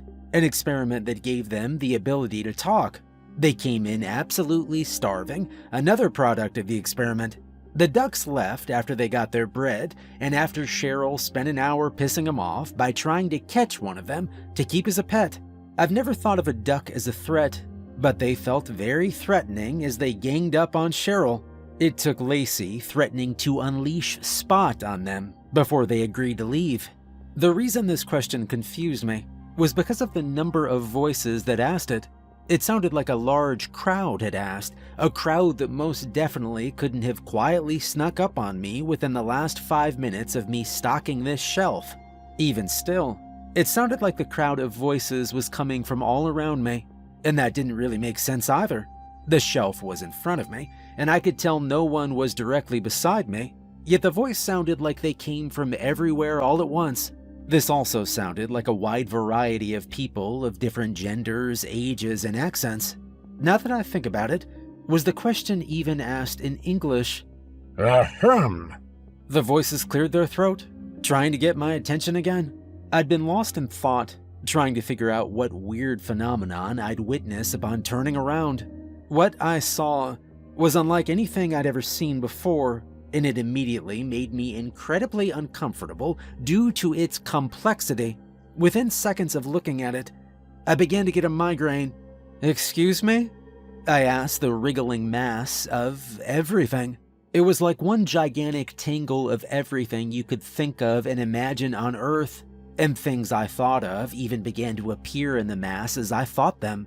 Something I can only describe as squiggles of television snow static wrapped around tendrils of smoke of all colors, even of colors I didn't know were real.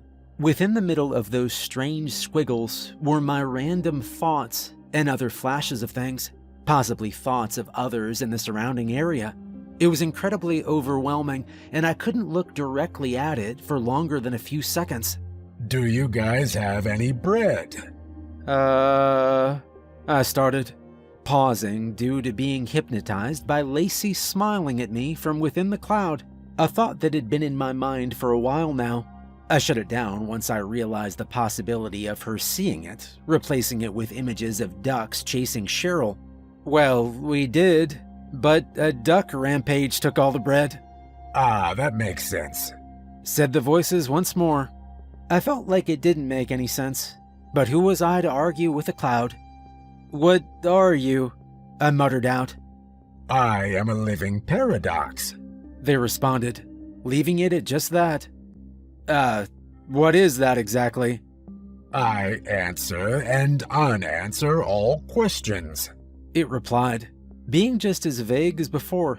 I glanced at it again and saw flashes of Lacey and me, a version of us that was dancing, a version of us with kids, a version of us where half of her body was sucked into the portal and cut in half, and many more versions of us in happy and horrific moments. "Hey, stop that," I said. Stop what? It asked. You're the one doing it. I am not thinking of Lacey being chopped in half. No, but you're thinking about Lacey. I'm displaying every possibility you might experience with her. I stared into the cloud, ignoring the pounding of my head as I imagined having a normal, happy life with her. I pictured her smiling at me, glowing as she did that day she was resurrected. The image of her beauty covered the whole span of the cloud, eventually warping the tendrils of smoke into stretched out Lacey zooming around. Wow, you really love her. Hey, shut up, I said. We don't have any bread, so go away.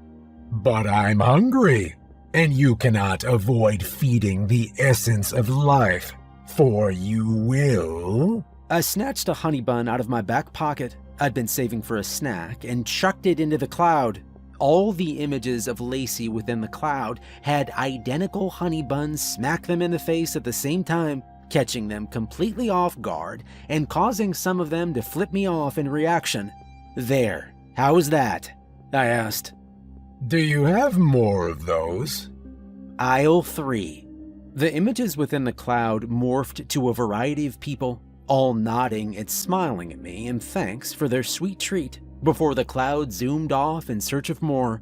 Did I just use a honey bun to avoid my love life? Yes, I did. 5:46 p.m. Hey, came Lacey's voice from above me. I slid out from under the shelf I'd been under. Hi, I replied. So there's a witch at Register 3 wondering why we don't have any Eye of Newt or Toe of Frog in stock, she said. Mustard seeds on aisle 6 and buttercup is on aisle 11, I responded. You know, I really wish these witches would just get up to date on their ingredient names. Lacey shrugged while looking at me. I just work here. I get what they ask for and hope something doesn't come along and murder me. You're doing pretty well with the Wendigo and keeping it from murdering you, I replied. Yeah, I got him some dog toys, so I think he likes me more now, she said while fidgeting with a pack of gummy worms she'd taken off a hook beside her. The only thing I can't seem to get down is the aisles. I can never remember where things go. Yeah, well, that's because they change every day. The look on her face screamed light bulb moment. That's why the mummy wrap randomly got moved by the moisturizer. I nodded. Sometimes the shelves have a sense of humor. Makes it a little less annoying that they constantly change. I watched Lacey roll her eyes as she replaced the candy back. I don't know how you've run this place for so long. I shook my head. Yeah, I don't know either. And she was silent for a moment, staring down at the exit of the aisle. I straightened some items on the shelves as I waited for her to talk again. Thank you for being there for me that day, she finally said. The topic caught me off guard, and I looked at her to see she was already looking back at me. I froze as she began to walk closer, growing incredibly nervous. A feeling like fireworks began to ignite within me as I felt her lips peck my cheek. My cheeks fired up so quickly that there was no way I could have hidden it. She'd caught me red-handed. More like red-cheeked, really. She smiled at me before turning around to walk away, and I honestly just stood there for a few minutes, feeling completely numb with joy, yet dumbfounded. 8:32 p.m. It's been a hell of a time since our last update, even without the threat of dying every second being there. I mean, it's still looming over us like a black cloud, but at least now there's a countdown for it instead of not knowing an if or when. Lacey, Gary, and I have been cooking up some stuff behind the scene in preparation since the owners have yet to take it seriously. I literally FaceTimed them the door to prove it was actually there, and they gave zero shits. Anyways, I figured I'd highlight some of the other happenings before I finish closing up the store for tonight. They aren't as long, but I felt they still deserved a mention. There's another plus side to our new wider stock and customer range. Our packaging has been upgraded. I didn't know this, but the owners actually hired a team of wizards to place spells on certain items. Can't have a serial slasher walking into the store and ending us all, can we? No, so now the slasher section we recently added is spell protected and prevents murderers from doing what they do best until they're off Charlie's property. Things like silver, wolf's bane, garlic, steaks, and holy water have also been given protective spells and better packaging. Items that we want to avoid being stolen have been given spells too. For example, we had a man try to walk out with a flat-screen TV the other day. I will admit he was ballsy, because who literally attempts that? His ego got downgraded exponentially whenever he was electrocuted while trying to make it through the doors. We also added more species-specific convenience items, such as fur combs, detangler, fang bleach, SPF 3000 sunblock, brooms, and cauldrons. Oh, and coconut water and free-range fingernails for our more health-nutty types. Acid Dude came back. This time, he was completely fascinated with our portal. He stole some Band-Aids off the shelves and began to put them all over the hands that crawled around it. Lacey offered him a bottle of nail polish, to which he greatly appreciated. He tried to drink it at first, but was quickly redirected. Gary now has a wider selection of meats in the deli, specifically a monster meat selection, which is what he likes to call it. It's a wide variety of select meat cuts from special creatures of all kinds. Whether it was able to be created due to the fact that the store now has a wider selection of special creatures as customers, I do not know.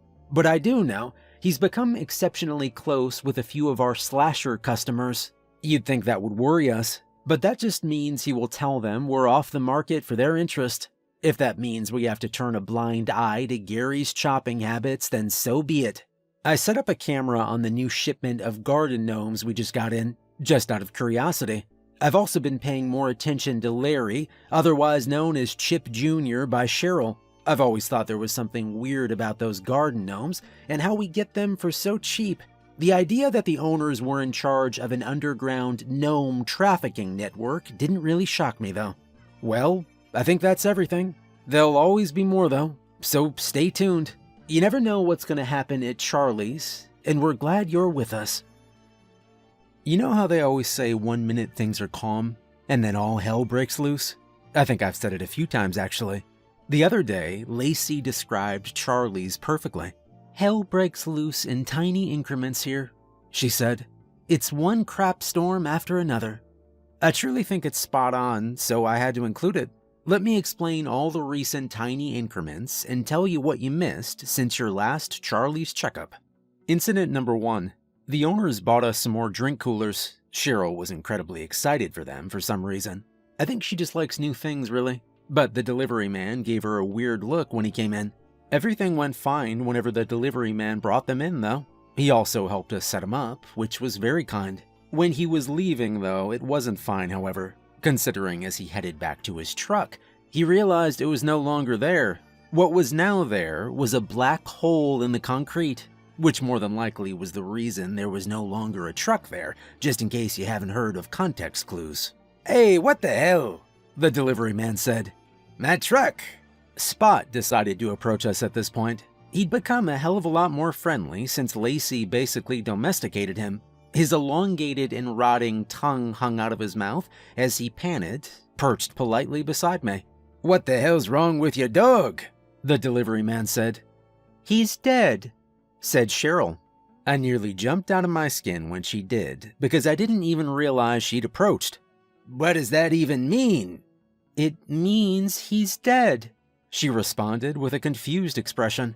Cheryl, being unable to comprehend that Charlie's and its happenings were anything but normal, was nothing new, so I immediately interjected into their conversation. "He's a malnourished stray that we've been taking care of," I lied. "Oh, well, I think he needs to go to the vet," responded the delivery man. I nodded as Spot picked up his bony back foot and scratched behind his very clearly not dog ear, but the man said nothing else. Instead, he smacked his forehead with his hand before exclaiming, "My boss is gonna kill me. How am I gonna explain this?" "Just say the ground ate your car," suggested Cheryl. Lacey approached the delivery man, grabbing his arm so he would face her. I swallowed my feelings of jealousy and waited to see what she was doing. As soon as she locked eyes with him, the man's face went blank. His focus was only on her. "Tell your boss that your truck broke down on the side of the road," said Lacey to the man. "Your phone died, so you went into a nearby gas station to borrow their phone. When you came back, the truck had been stolen." The man nodded to that. Lacey pointed down the small road that Charlie's was situated on. "Head that way and there'll be a gas station on the right. Go make the call saying your truck broke down, and then handle the rest when your boss shows up." He gave another nod before slowly heading in that direction. Incident number 2. "Have you seen Cheryl's Snickers stash?" asked Lacey. My fingers paused over the keyboard as I looked up at her. "No, like the candy?" "No, not at all like the candy," she said with an eye roll. Yes, dummy. She has like 50 bars in her purse. She gave me one because she said she felt like I needed it because of the... She held up her fingers to do air quotes. Close call I had. She chuckled before taking a bite out of the Snickers. She sure is a strange one, I responded. You know, she told me she saved a kitten from a burning building. She actually did, Lacey said. She showed me pictures in the vet record where they said the kitten had smut in its lungs. Huh, I responded. Lacey shrugged and said, she's got some tricks up her sleeve. Hey, maybe we can have lunch together later, she asked with a hopeful look. Sure, that sounds great. Great, somewhere cheap though. I'm having to save up for a car because my van is on its last leg, so how about the pizza place down the road? You know, if Charlie's doesn't go into a total meltdown without us, she said. Yeah, sure, that sounds great. Lacey gave me a small wave before heading out of the office. I spent the next few minutes trying to finish the expense report, but I was honestly too excited to. Note, this wasn't a huge incident for Charlie's, but it was for me. Incident number 3. I don't really talk about the business side of Charlie's a whole lot because I don't think it's quite as interesting, but let me tell you, trying to explain on tax reports why your business buys 50 pounds of free-range chicken a week when it isn't on your product list or shelves is rather difficult. But you can't tell them that your Wendigo named Spot has grown rather spoiled and refuses to eat anything else. I mean, honestly, I'm starting to miss when he ate humans. It was a hell of a lot cheaper. It wouldn't be so bad if the owners didn't make us maintain such a strict budget, but it also wouldn't be so bad if they hadn't grown to love the beast too. They made Gary build a personalized and heated doghouse for the thing, and they gave Cheryl the job of bathing him and changing his bandages to prevent more rotting. I swear, everyone is absolutely bonkers here. However, a professional dog breeder offered to buy Spot from us the other day. Yup, someone who runs a business selling expensive dogs, and they wanted Spot. To be fair, it was a rather old lady who was asking, and I'm not even sure how she and her husband found Charlie's.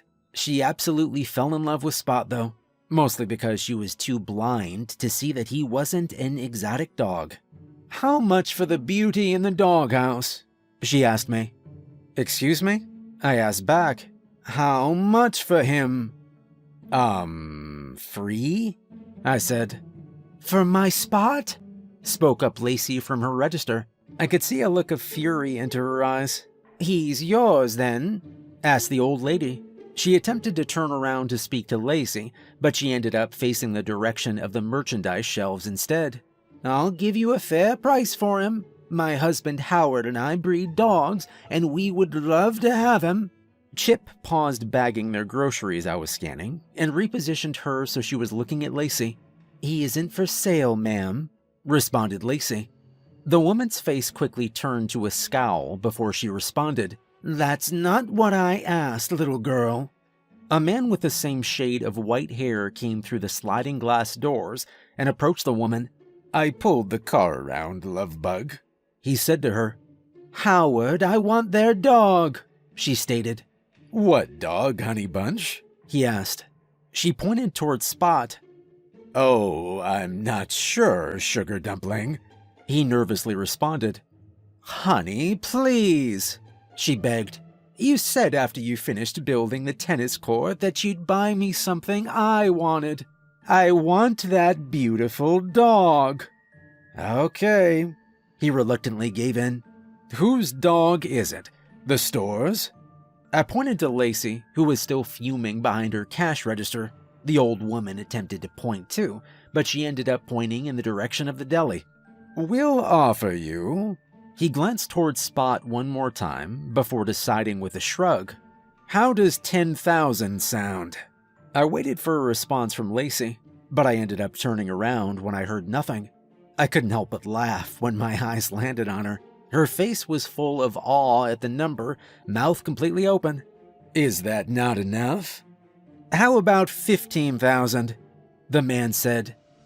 Lacey stuttered. The old man waited patiently. That's enough to buy a car, she finally said. Well, do we have a deal? He asked. Lacey glanced out the double doors and into Spot's doghouse. I knew in her head she was probably imagining him frolicking through some huge mansion, eating lavish meals and being spoiled. I knew she was also imagining herself with a better vehicle than her beat-up van, and of many more nights where she could afford a meal besides ramen. Lacey tried to downplay her money issues, refusing help from anyone, but it wasn't hard to see she was struggling. How strong she stayed, though, is one of the things I admired about her. And don't tell her I'm saying all this to you, because I would rather keep my life. Yes, she quietly responded. The old woman began to bounce with glee, something I wasn't so sure her body could handle. Her husband, more than likely having the same idea, placed his hands on her shoulders to steady her. "Hey, Chip, can you load up our friend Spot for these customers?" I asked him. And then Acid Dude wandered up and stood by us, watching the entire process of Chip struggling to get Spot into the old people's cage. I saw Spot contemplate making Chip his new chew toy until he realized he was more robot than human. "Hey, what's that dog doing?" said Acid Guy. "Huh?" I asked, scrunching up my face in confusion. "The dog.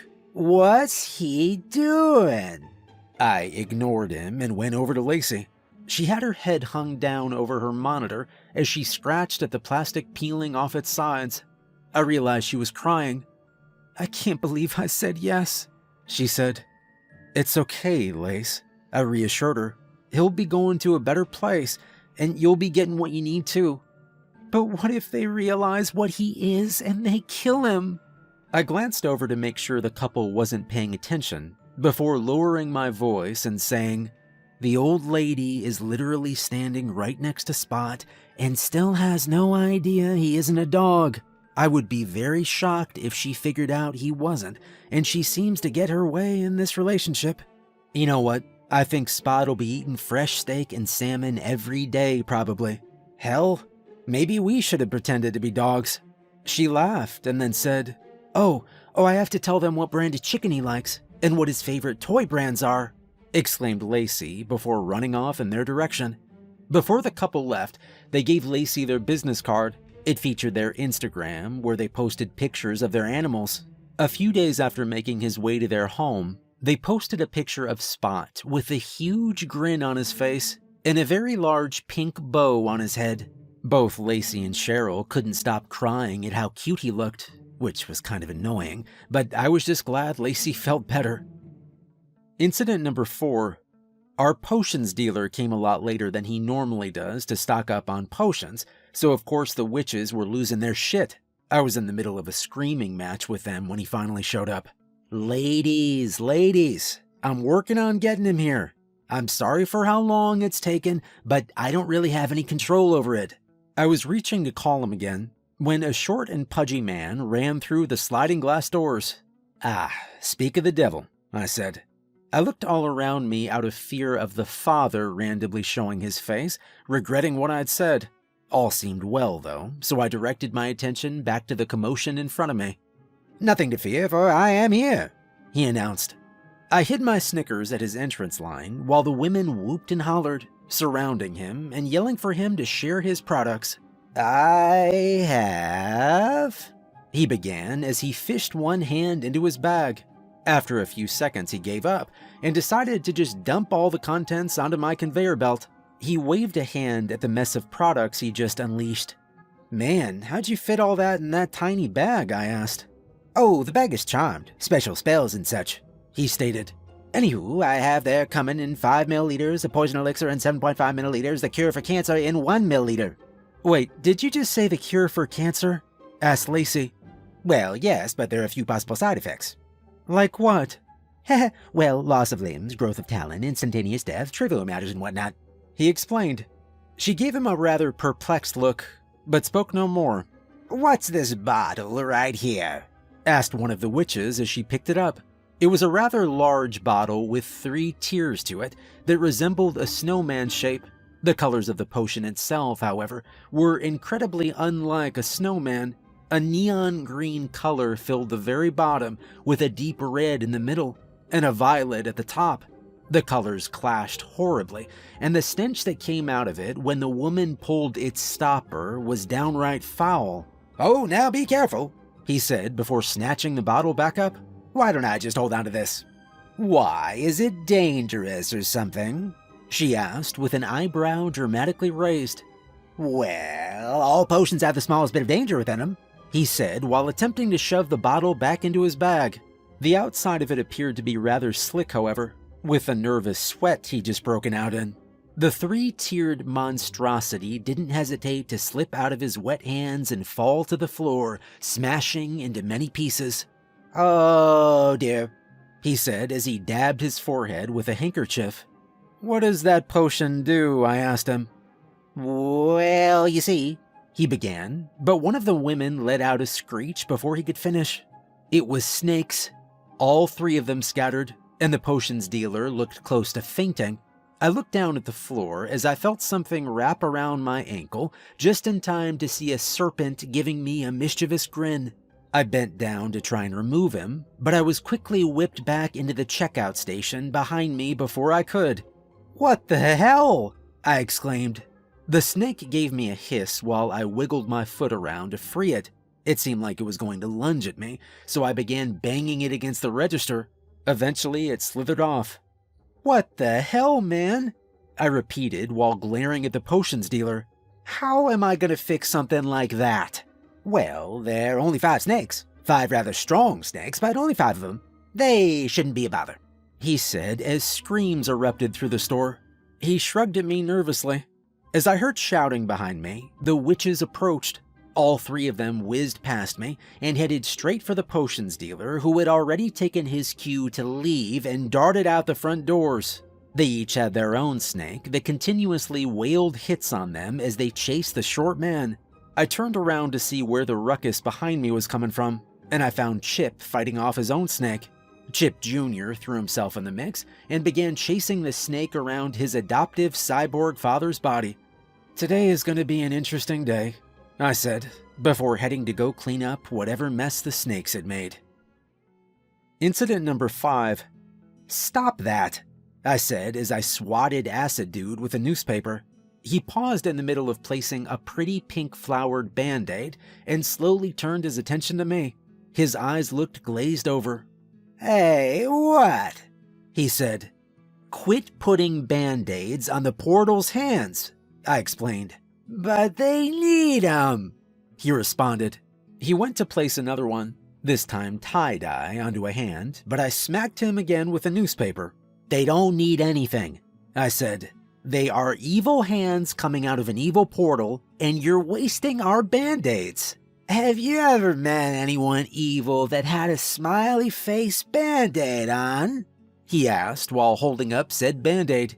"This is gonna help the bad vibes go away." I stared at him for a moment while pondering what he said. "Fine," I finally said, "but don't use any more boxes of them." "Cool, dude," he said with a huge grin. I walked back to my register, leaving Acid Dude to his strange end-of-the-world survival techniques. I spent a few minutes watching him delicately place the colorful bandages. He even held one of the hands for about 5 minutes, singing it an impromptu song about all the foods he currently wanted to eat. He was a few lines into Disturbia by Rihanna when I nearly jumped out of my skin due to a very loud bang that came from my right. I looked over to see a huge and hairy man unloading his groceries onto my conveyor belt. The bang had been the result of him placing a watermelon down. I was shocked it hadn't smashed the thing, and that I hadn't heard the man approach at all. "Oh, I'm sorry," he said. He moved at practically a snail's pace as he unloaded his groceries, during the 10 minutes that he took to unload his buggy, all while refusing any help from me. I couldn't help but stare at his strange appearance. Charlie's was known for its strange customers, but he was a new type of strange that I couldn't figure out. He was covered in thick hair from head to toe, besides a uniquely shaped section of his face. At first, I thought he was a werewolf with a strange hair growth pattern, but I'd never seen a werewolf that slow. After I finished scanning all of his items, Chip began to bag them all. "Cash or card, sir?" I asked him. He stared at me for a few moments, but it was a bit longer than I felt comfortable with. I was just about to repeat myself, afraid he hadn't heard me, when he produced a slow "Card." I tapped a few buttons on my register before giving him the go-ahead. He slowly placed the card into the slot, pressing his pin into the keypad even slower. I let out a sigh as an error message popped up. It said it was declined, sir, I stated. His attention remained focused on the keypad, his hand hovering slightly over it. Sir, it said, I typed in the wrong password, he said. Yes, I responded, before quickly pressing the transaction button again. Try again, please. He pecked out the numbers one by one, his speed ranging somewhere between a turtle and a zombie. It finally went through, so I told him to go ahead and remove his card. He continued to stare at the keypad, still instead of removing it. Sir, I started, until I peered over my screen and saw his hand inching towards the card. I was entranced by his strange pointed fingernails until I heard him jumble out, Can I have my receipt, please? I handed him the paper and told him to have a good day before bringing my phone out of my back pocket to Google something. What are you doing? Lacey asked. Trying to Google what my customer is, I said while glancing in his direction. Lacey followed my line of sight before turning back towards me. Jared, he's a sloth, she stated. I looked up from my screen. A what? He's a sloth, she repeated slowly. Is that too weird for your brain to process? I mean, I've just never seen a customer like that come into Charlie's. Hey, that's the first time you've ever been called by your name in the story, pointed out Lacey. Way to break the fourth wall, Lace. She giggled before continuing with our previous conversation. Maybe the portal's causing strange things to happen, she suggested. Even stranger than what Charlie's has ever seen. We both looked at the huge doorway, watching as Acid Dude emptied his last box of Band-Aids. I hope this is over soon, she said. The ultimate incident. When the time came, it came in full force. I managed to talk the owners into letting us shut down the store for the day. We spent most of it rounding up people to help us defend the place.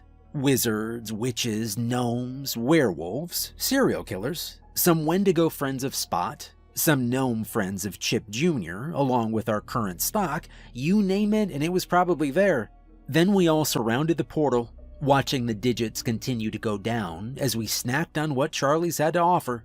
Cheryl passed out some of her Snickers stash, and Gary also took it upon himself to whip something special up and pass it out. When asked what the supposed delicacy was, he only stated it was a surprise. Cheryl and a few of the werewolves were the only ones able to stomach it. Lacey sat on the floor beside me, knees bent and arms propped upon them. She tapped one foot nervously as she bit her lip. She hadn't taken her eyes off the doorway. Lacey, you okay? What if he has a rocket launcher? She replied. Huh? I said, struggling not to laugh while doing so. I can tell you aren't taking me seriously, but that was a serious question, she said. I mean, this dude clearly means business. What are the chances he wouldn't bring something crazy like a rocket launcher or a blowtorch? I nodded while soaking up her theories. I guess it's a plausible thing to be worried about, I said. He said this would be the end of the world, she said before looking me in the eye. What makes Charlie's that special? I shrugged, and the conversation was left at that. As it grew closer to time, we all finished our goodies and got ready. Weapons prepared and combat ready, we stared at the huge clock as it counted down its last few seconds. The disembodied hands actually held up their fingers and counted down with the clock when it hit 10 seconds left. Battle ready, we stood fiercely in wait for what would come. What did come was possibly the last thing we would have expected. I kid you not, the Monster Mash began playing at full volume once the clock hit all zeros. It caught us off guard, and it made us wonder if this had been a joke the whole time. I busted out laughing, actually, convinced we'd been pranked. But mere seconds after the song began playing, demons began to flock to the store, making their way through the portal and popping up throughout the aisles with white puffs of smoke. They each had a wicked snarl on their face, baring their fangs at us to assert dominance. In response, Gary loaded his shotgun, Lacey summoned a fireball in both fists, and I held up the pointy end of the mop I had spent all day sharpening. The fight began with Cheryl launching Chip Jr. into the menacing horde. For the first time since his arrival at Charlie's, Chip Jr. let it be officially known that he wasn't an inanimate object, and he did it by letting out a war cry that sounded like a chipmunk screeching. It was quickly drowned out by demon roars. What I'm going to describe to you about the fight was mostly seen on the security cams that made it through the battle, but also from the bits and pieces of moments I saw. At one point, I saw Lacey conjure up a whip made of fire and literally slice demons in half. The ends of her hair lifted up into the air, lit up with a fiery blaze that accompanied her eyes. I saw Acid Dude launching garden gnomes at full speed. Chip Jr. had taken command over the gnomes and was actively chirping at them to go for the throat. Instead of fighting against each other this time, the werewolves and turkeys were working together. The turkeys were still being used as bait, but the wizards had talked to them beforehand and told them it was for the greater good. Gary and his horde of slashers were doing what they do best, slashing and slicing. I wouldn't doubt it if Gary had been excited about possible new meat selections as I watched him stab a demon in the eye. Chip had fully upgraded one of his arms to be titanium steel and was knocking demons out left and right as Cheryl was safely perched on his back and actively chopping off demon heads with an axe. Puffs of colorful smoke and sparks surrounded the commotion as wizards cast spell after spell. It didn't take long for my pointy mop to be downgraded to a single mop head. I was in full-blown panic mode and being chased down by two demons whenever one of Gary's friends shot them down with a shotgun. He then handed it and some ammo back over to me. Shooting demons was a lot more fun than I thought it'd be, and it honestly felt like I was playing a virtual reality zombie game, nausea and dizziness from the motion included. The snake from the potion fiasco was also helping out by getting demons in all directions. I think my favorite moment of all, though, was when I saw some witches full-on roasting a demon like a rotisserie chicken, tied up on a spit and with an apple shoved into his mouth. He looked absolutely horrified as the witches cackled around him. Looking back while in the middle of it, I honestly thought we were losing. Maybe because it felt like hours before the portal stopped regurgitating its monsters, or maybe it was me watching Chip's last remaining cyborg arm being ripped off by a demon. I felt like I was watching the store fall to shambles. Whole chunks of the ceiling were gone, and I could see the stars shining down on us as monsters of all kinds beat each other to bloody pulps. I was sure death would come soon, as I held the last bit of ammo in one hand. When I'd shot my last bullet, I heard a loud bellow sound from somewhere to the far left of me. I didn't understand what it meant until all the demons began to retreat, scrambling like rats to the portal. As the opening consumed them, they began to topple over one another in their haste to leave. Storm clouds appeared outside, as flashes of lightning shined through the remaining ceiling and windows. Thunder boomed as the smoke within the portal began to violently spin, becoming so powerful that it projected high-force winds into Charlie's. What wasn't already damaged by the battle was blown away by the portal's winds, and I began to panic when it started sucking things in. I yelled before grabbing onto Lacey and hunkering down behind her register.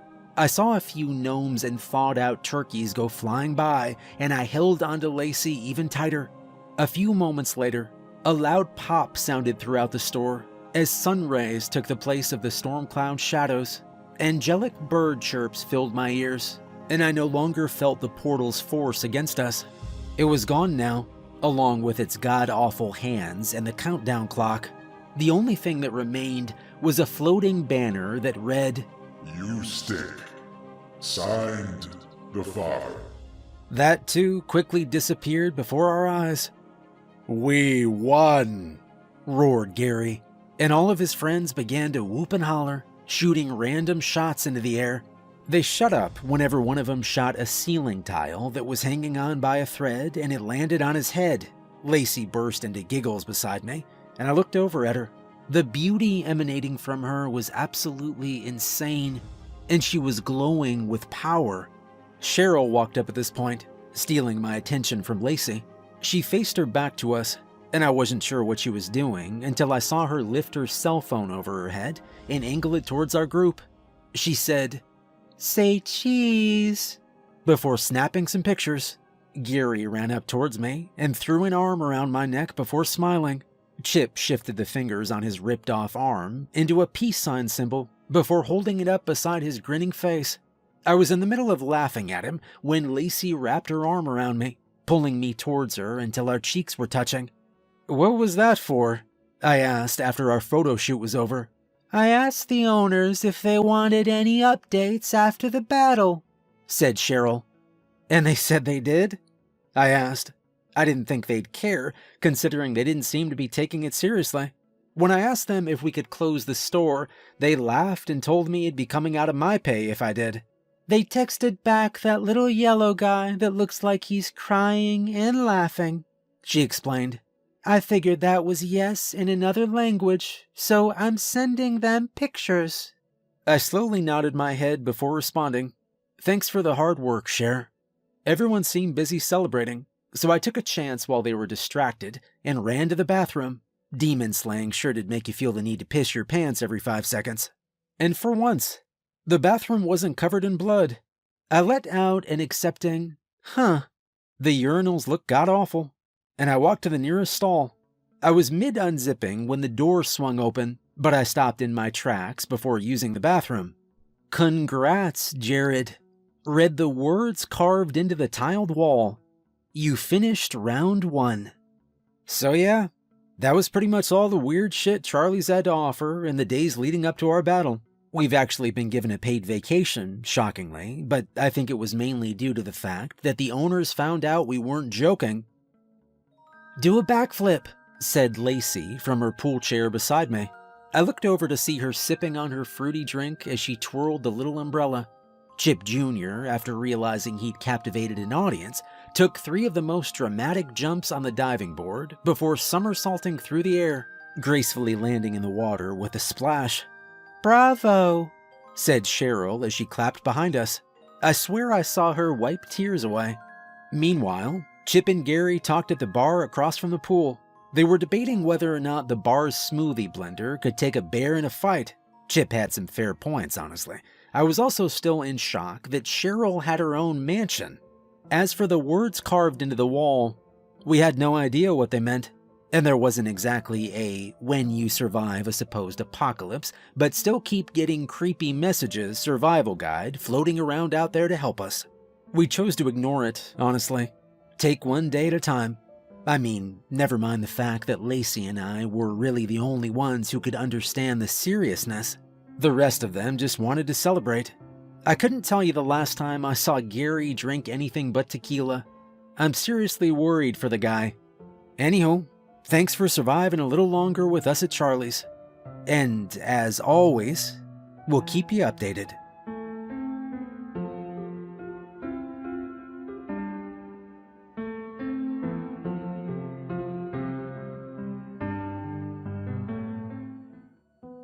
My name is Logan Pierce, and I take strange jobs. Officially, I'm a contractor who works wildlife threats, environmental hazards, and recovery work in areas where standard teams either won't go or have already failed. Unofficially, I get called when something doesn't fit a category, when the damage doesn't match the animal, and when multiple people report different things in the same place, and everything sounds wrong. I'd worked across 12 states before I ever took a contract up here in New York, moving between forest, desert roads, and isolated towns where missing persons cases tend to get buried under bad explanations. Most of those jobs followed a pattern once you spent enough time in the field. You'd get a location, a timeline, and just enough physical evidence to narrow it down to one thing, even if that thing wasn't officially acknowledged. Once you understood the behavior, you could track it, control your exposure, and get out clean if you didn't make mistakes. The first case that brought me into the Hudson Valley looked simple on paper. A man had gone missing near a service road that cut between a river town and a stretch of dense woodland that hadn't been properly maintained in years. His truck was found intact, keys still in the ignition, with no signs of forced entry or mechanical failure. Search teams had already been through the area twice, and both times they came back with nothing that lined up with a normal disappearance. What made it worse were the witness reports. One group claimed they saw something large moving through the trees at dusk, something tall enough to break branches without slowing down, and heavy enough to leave deep impressions in the ground that didn't match any known animal in the region. Another person, staying at a roadside motel about 10 miles south, reported a dog standing outside his room late at night, staring directly at him with what he described as a human expression stretched across its face. He couldn't explain it clearly, only that it didn't behave like an animal, and that it seemed to react the moment he looked at it. Then, there were calls from people living closer to the hills. They didn't describe anything visual at all. What they reported was a sound, a long mechanical siren they carried across the tree line without any clear source. It wasn't tied to weather, traffic, or emergency systems, and it didn't repeat on any schedule that made sense. Every person who mentioned it described the same thing happening immediately afterward. The woods going completely still, like everything living in that area had stopped moving all at once. On their own, each of these reports could be dismissed. Together, they overlapped. That was the first time I realized what was actually happening in that region. It wasn't a simple problem presenting itself in different ways, and it wasn't confusion from unreliable witnesses. It was multiple things moving through the same area at the same time, crossing paths, stacking on top of each other, and leaving behind evidence that didn't belong to just one source. The river made it worse. Several reports came in from people who'd been near the Hudson late at night, moving along older docks and broken shoreline access points that weren't used anymore. They described lights drifting low over the water, moving slowly from the direction of New Jersey and crossing into New York without any visible aircraft or sound. Some said the lights held position for long periods of time before shifting direction all at once, while others claimed they disappeared the moment anyone tried to approach them. No one could agree on what they were looking at, but everyone agreed on one thing. Something changed when those lights showed up. By the time I stepped into that case, I stopped treating it like a standard assignment. The evidence didn't support a single target, and trying to force it into one explanation would have gotten me killed within the first 24 hours. So I adjusted. Instead of trying to understand everything at once, I started breaking the area down into patterns I could survive. Not theories or speculation, and not anything I needed to explain to someone else. Just rules. Simple, direct, and tied to specific situations that had already proven they could go wrong very fast. Every one of those rules came from contact, not observation or guesswork. They cost time, equipment, and in some cases people who didn't make it back out of those woods or off that shoreline. I didn't write them down because they sounded good or because they made the story clearer. I wrote them down because I needed something I could follow when the situation stopped making sense and there wasn't time to figure it out. There are 5 that matter in that part of New York. 5 that apply to the river, the hills, and the stretches of land in between where things don't stay separate for long. You won't get them from any official source, and you won't hear them explained clearly by locals either, because most people who've had contact don't talk about it in a way that lines up clean. They talk around it. They warn you without telling you why. And by the time it makes sense, you might already be dead. If you're anywhere near that corridor, driving those back roads, staying in those motels, or walking too far past where the maintained trails end, you need to understand something before anything else. This isn't one problem, it's several. But there are rules to help you survive. And the first one is the easiest to break if you don't recognize what's happening around you. Rule 1. Never follow heavy footsteps into the trees. The first time I learned that rule, I was walking off a service road that ran along the edge of the Catskills, about 15 miles north of a river town that had already logged 2 disappearances in the same month. The road itself was barely maintained, just a strip of compacted dirt and loose gravel with drain ditches on either side. Cutting through thick sections of forest that hadn't been cleared in years. It gave me enough visibility to track movement, and more importantly, it gave me space to move if something came out of the tree line faster than expected. The missing man's truck had been found less than a mile from where I started. No damage, no sign of struggle, and no indication that he'd tried to turn around once he parked. They told me he either left the vehicle willingly, or someone had drawn him out in a way that didn't trigger panic right away. I followed the direction of travel based on the position of the driver's door and the first set of impressions I found in the dirt just off the road. At first, the tracks didn't make sense. They were too deep for a person walking at a normal pace, and the stride length was inconsistent, alternating between short steps and long, stretched intervals that didn't match a human gait. The soil in that area holds impressions well, especially after a light rain, so I took my time examining each mark before moving forward. Some of them had clear edges, almost like pressure had been applied straight down instead of rolling from head to toe, and others looked partially collapsed, as if something heavier had stepped there. About 200 yards in, I found the first piece of damage that confirmed I wasn't dealing with anything standard. A young tree, maybe 4 inches thick, had been snapped clean at chest height and pushed sideways into another trunk. The break wasn't splintered the way it would be from a fall or storm pressure. It was compressed and split, like something had grabbed it and forced it out of the way without slowing down. I checked the surrounding area for tool marks or signs of mechanical interference, but there was nothing. No cuts, no blade lines, and no debris that would suggest equipment. A few minutes later, I came across the deer.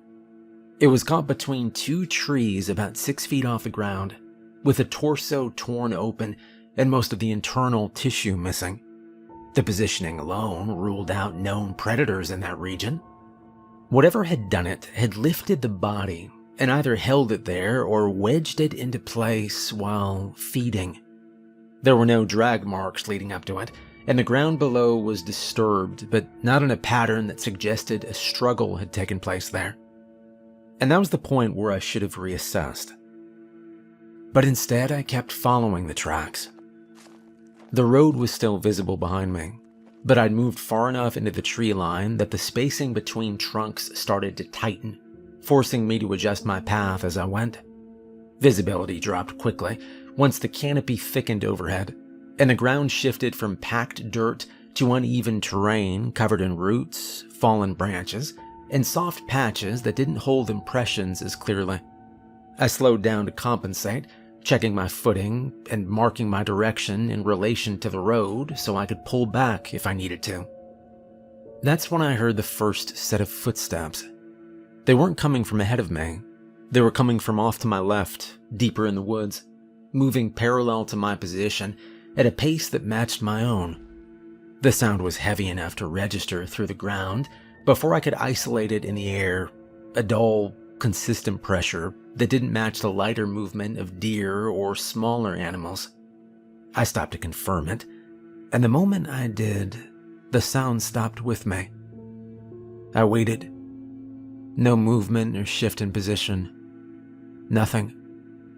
When I started forward again, the footsteps resumed, keeping the same distance and angle, like whatever was out there had adjusted to my path and was tracking me without closing in. I angled slightly left, trying to bring the source into view, and that's when the terrain started working against me. The ground dipped into a shallow depression filled with thicker undergrowth, and the trees closed in tighter, forcing me to slow down and step carefully to avoid losing balance. And then I saw it. Not clearly or enough to identify, but something crossed between 2 trees about 30 yards out, covering distance faster than it should have been able to at that size. There was no corresponding sound to match the movement, no break in branches or shift in weight that lined up with what I saw. It passed through the gap, and it was gone before I could adjust my position. leaving behind a momentary disturbance in the foliage that settled too quickly. The footsteps changed after that. They didn't stay parallel anymore. They started angling inward. I stopped again, this time with my back to a wider tree trunk, and I listened for a full 10 seconds before moving. When I stepped forward, the sound closed distance faster than before, cutting across my path instead of pacing it. And that's when it clicked. Whatever I was tracking wasn't trying to stay hidden. It was trying to pull me. Every step I took off the road, it made the terrain tighter, the visibility worse, and my ability to move cleanly more limited. The deeper I went, the more advantage shifted away from me and toward whatever was controlling the movement around me. It didn't need to rush me or force a confrontation. It just needed to keep me following until I reached a point where I couldn't reposition fast enough to get out. So I backed up. Slow at first, then faster once I cleared the thicker undergrowth, and I felt the ground level out beneath my feet. The footsteps followed, adjusting again to match my retreat, but they didn't close the distance once I moved back toward open ground.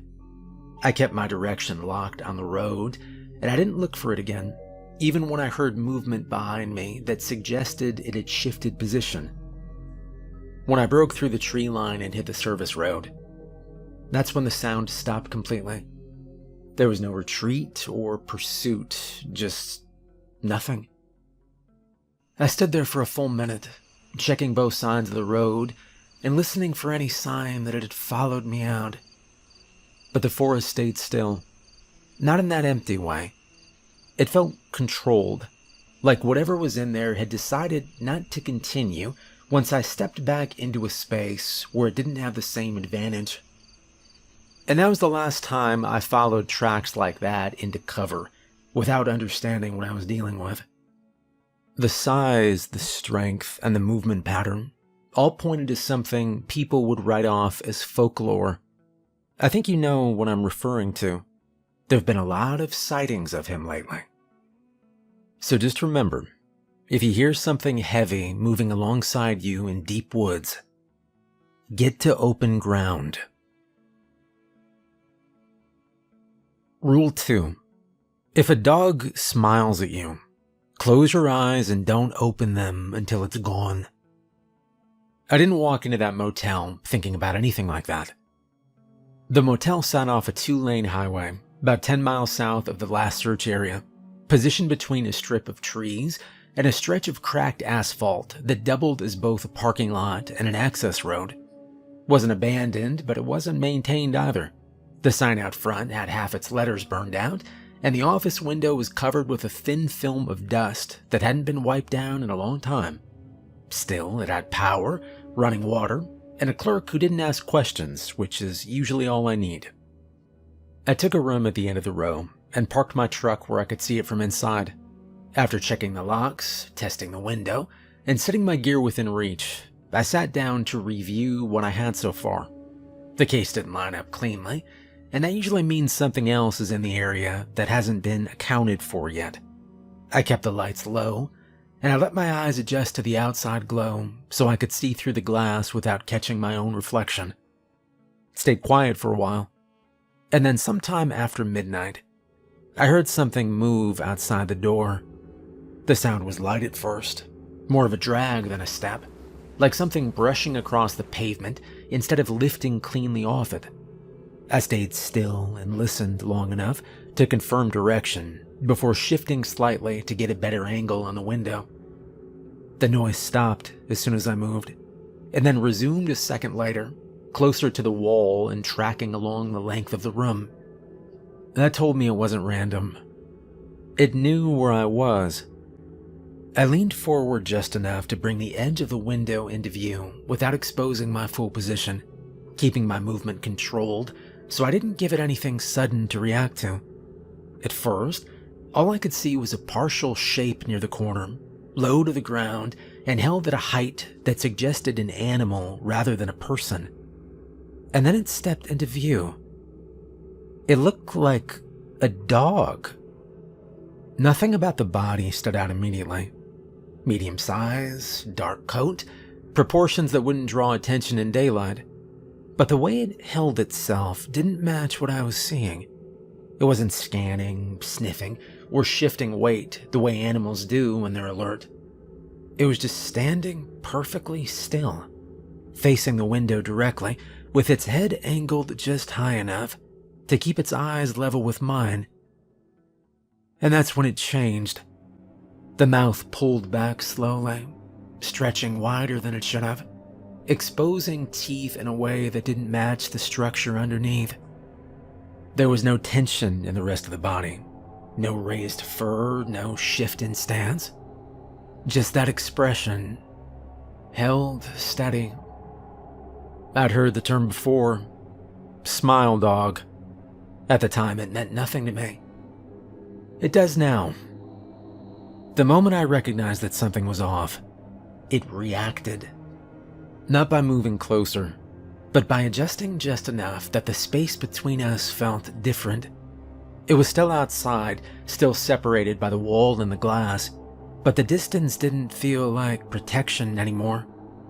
It felt like something waiting to be crossed.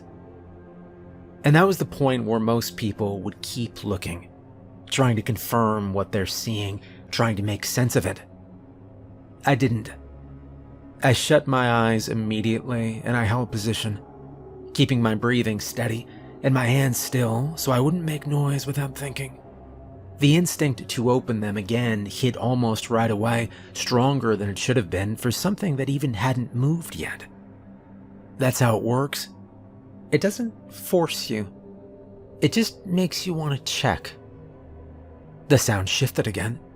It moved from the window toward the door, then back along the wall, tracing the same path in a slow, controlled pattern. I could hear it stop directly in front of the window at one point, close enough that the movement carried through the structure and into the floor beneath my feet. There was no impact, no attempt to get inside, just presence. And then it started making noise. Not a bark or a growl exactly. It was something lower and uneven, like it was trying to form a sound that didn't belong to it. It cut off abruptly, followed by another pass along the wall that ended near the door. The breathing came after that, steady and controlled, close enough that I could track its position without seeing it. I stayed still. That's the only reason this didn't turn into something else. Because the longer it stays close, the harder it gets not to open your eyes and look. Your brain starts trying to justify it, telling you that a quick glance won't matter, that you just need to confirm it's still there or that it's gone. That's the point where most people break the rule, and that's when whatever's outside stops waiting. But I kept my eyes closed until the movement stopped completely, and then I waited after that. Even then, I counted out more time than I needed before opening them again, making sure I wasn't reacting to a pause that could have been part of the same pattern. When I finally looked, the parking lot was empty, and there was nothing near the window or the door that suggested anything had been there at all. I checked anyway. The pavement outside had marks on it, but they didn't form a clean track, and they didn't match the weight distribution I'd expect from a normal animal. The pattern looked incomplete, like whatever had been there didn't move the way it should have. The next morning, I asked the clerk if anyone else had reported anything during the night. He hesitated before answering, and then he told me someone in the room across from mine had checked out early. When I asked what they said, he shook his head and he told me they couldn't explain it, only that they kept asking if the motel allowed animals on the property.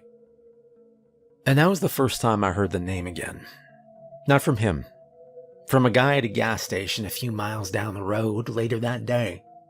When I mentioned what I'd seen, he didn't ask questions or try to correct me.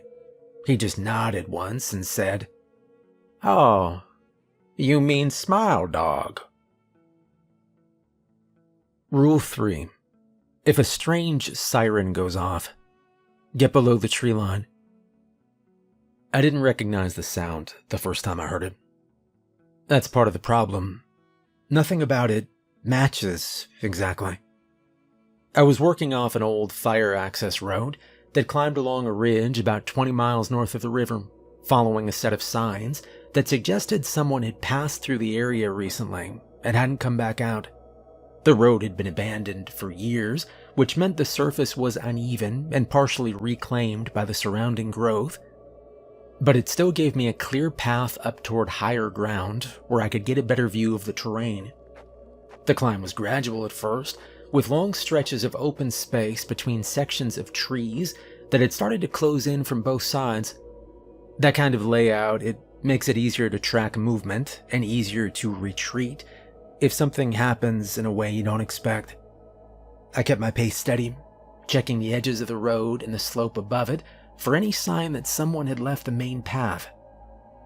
About halfway up, I found a fresh disturbance.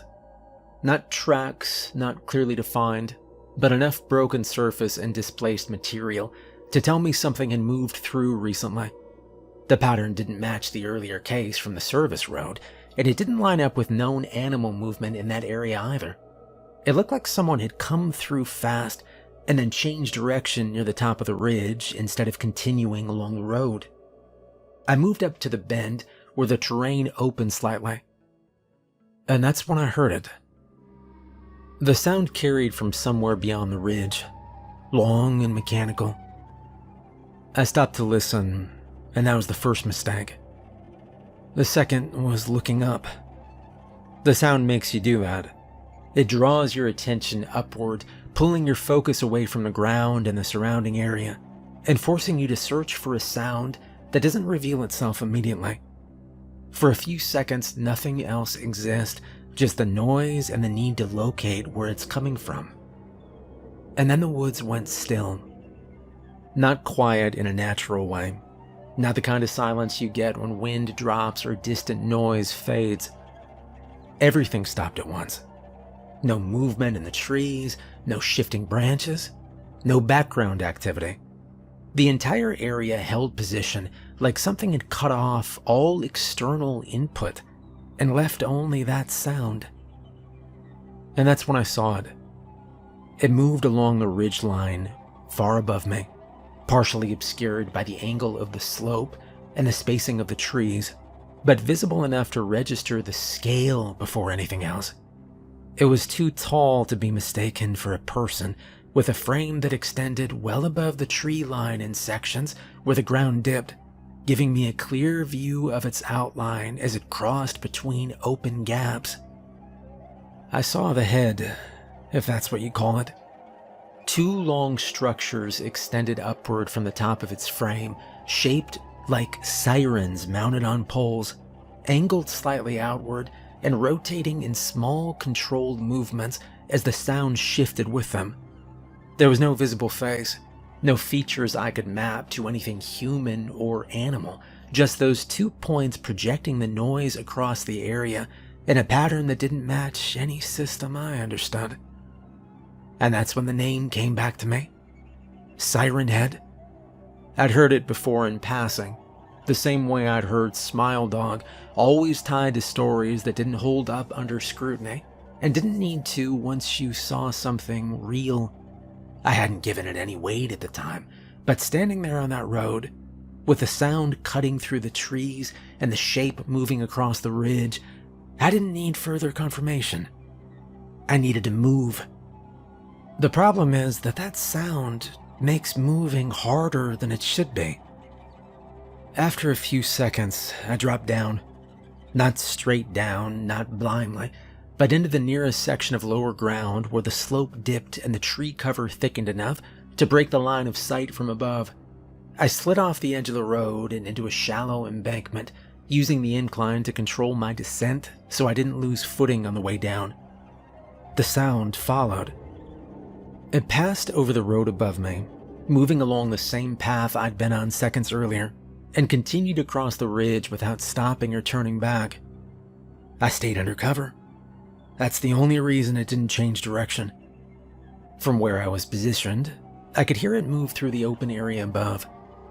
the tone stretching and compressing as it rotated those structures on its head, scanning or projecting in a way I couldn't fully interpret. It didn't break trees as it moved, and it didn't produce the kind of ground impact that would match its size. The only consistent output was the sound, and that was enough to dominate the entire area while it passed through.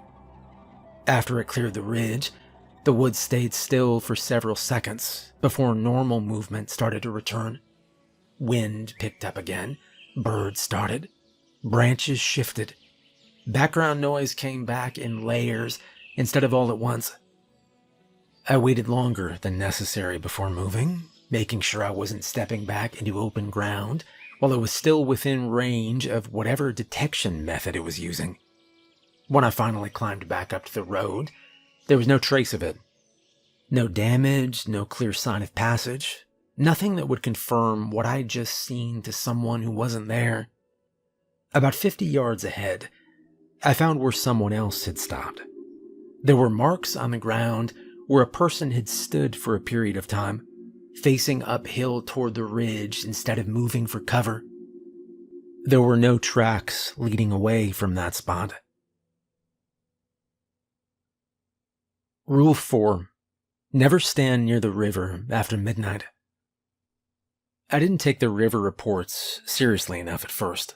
Most of what I was dealing with was happening on land, and it's easy to push anything tied to water down the priority list until you have time to deal with it properly.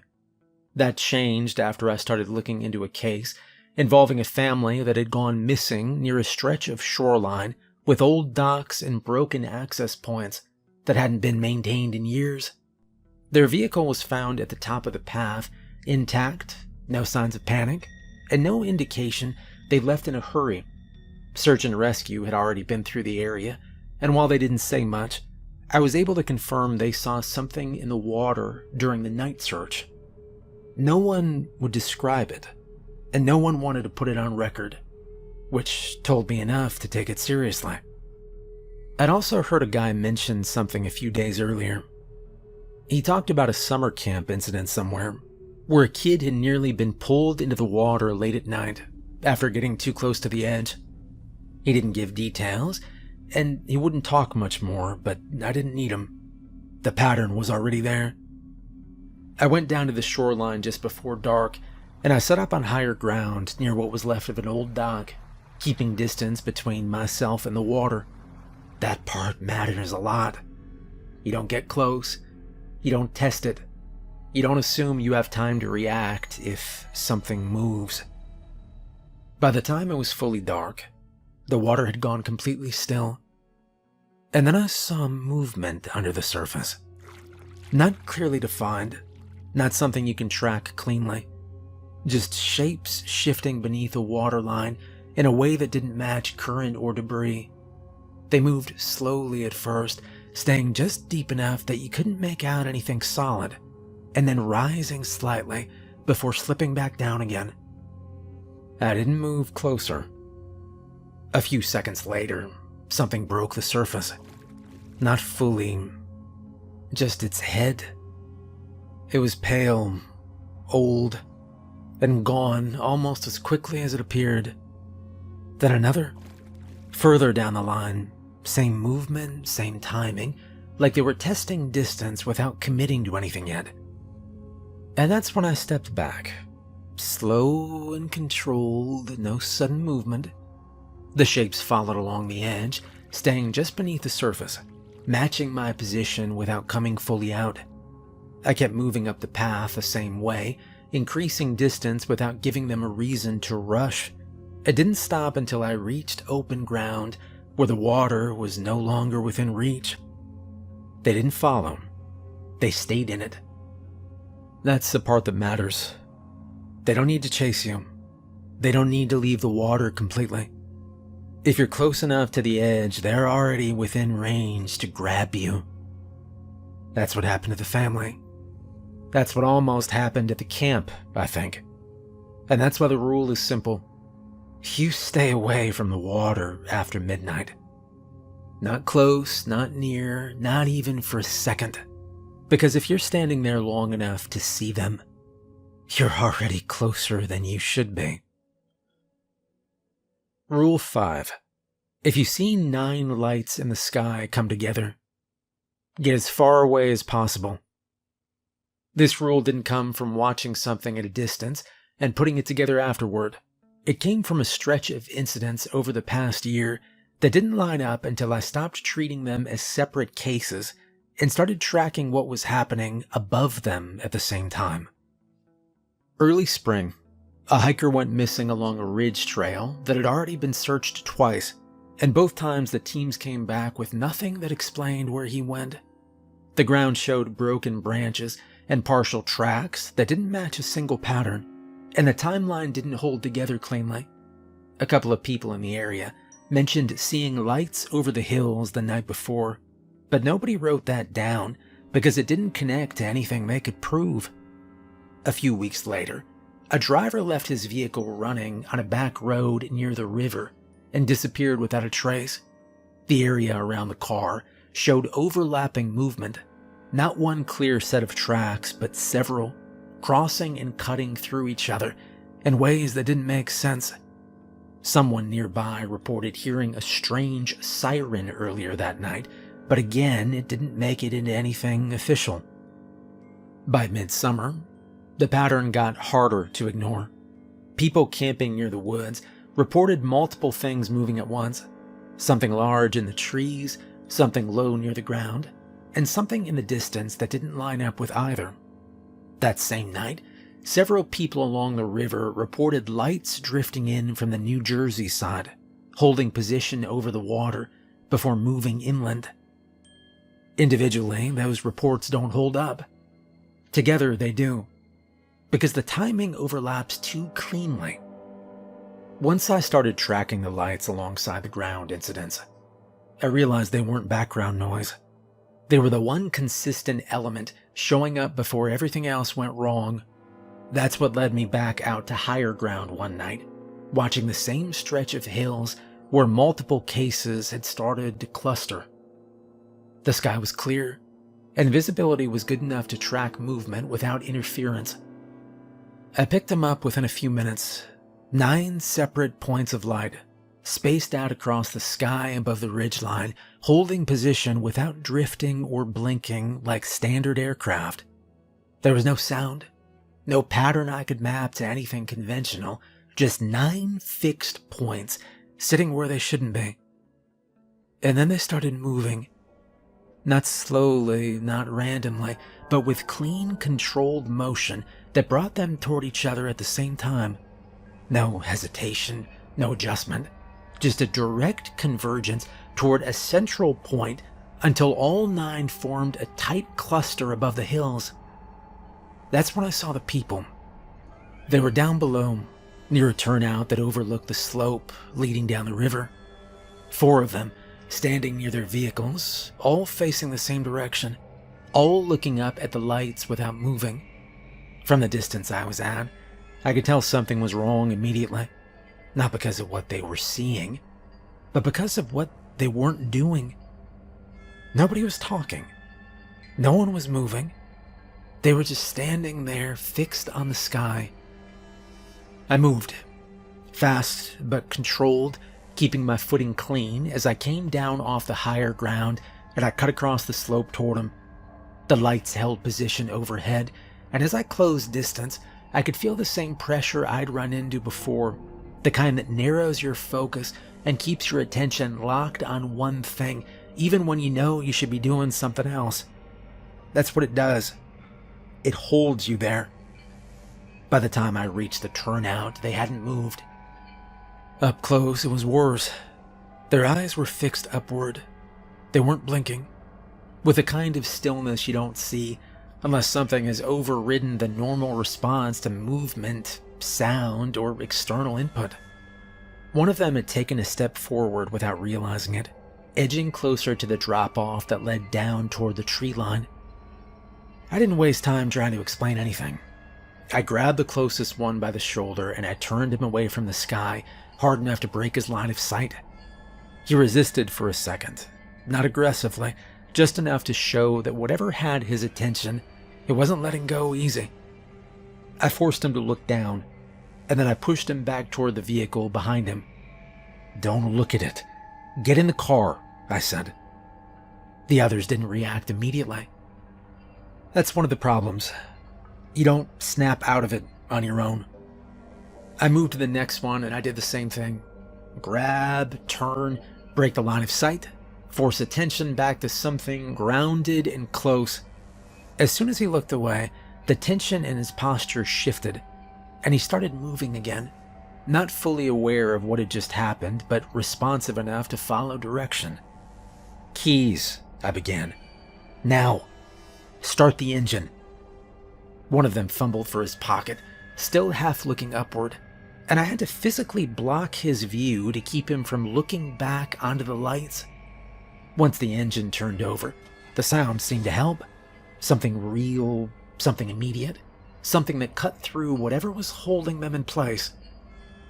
The lights above shifted slightly, not spreading out or disappearing, just adjusting position in a way that made it clear they were still active. At the same time, I heard movement in the trees below the turnout, heavy, fast, and not coming from a single direction. That's what happens when those lights cluster. I got the last two into the vehicle and I shut the door. "Drive," I said. "Don't stop. Do not look back." And they didn't argue. They didn't ask questions. They just moved. I stayed long enough to make sure they cleared the road. Then I pulled back myself, keeping distance between me and the turnout. By the time I reached higher ground again, the lights had started to separate. One by one, they broke formation and moved back out, returning to the positions they had held before the cluster. And within a minute, they were gone. Now, most people don't believe in any of this, and I don't blame them. The world works better when everything has a clear explanation, when the things you hear at night come from something you can point to, and when the stories you hear don't line up too cleanly to be real. It's easier to live that way, and most people never have a reason to question it. But the things I've seen, they don't disappear just because they don't fit. They're out there, moving through places most people don't spend time in, crossing paths in ways that don't always stay contained. They don't follow the same rules as anything you're used to, and they don't need to be understood to be very dangerous. All they need is the right situation and someone in the wrong place who doesn't know what they're looking at. And that's where the rules come in. Not because they explain everything, and not because they make it easier, but because they give you something to hold on to when something else stops making sense. You don't need to understand everything that's out there. You just need to survive it.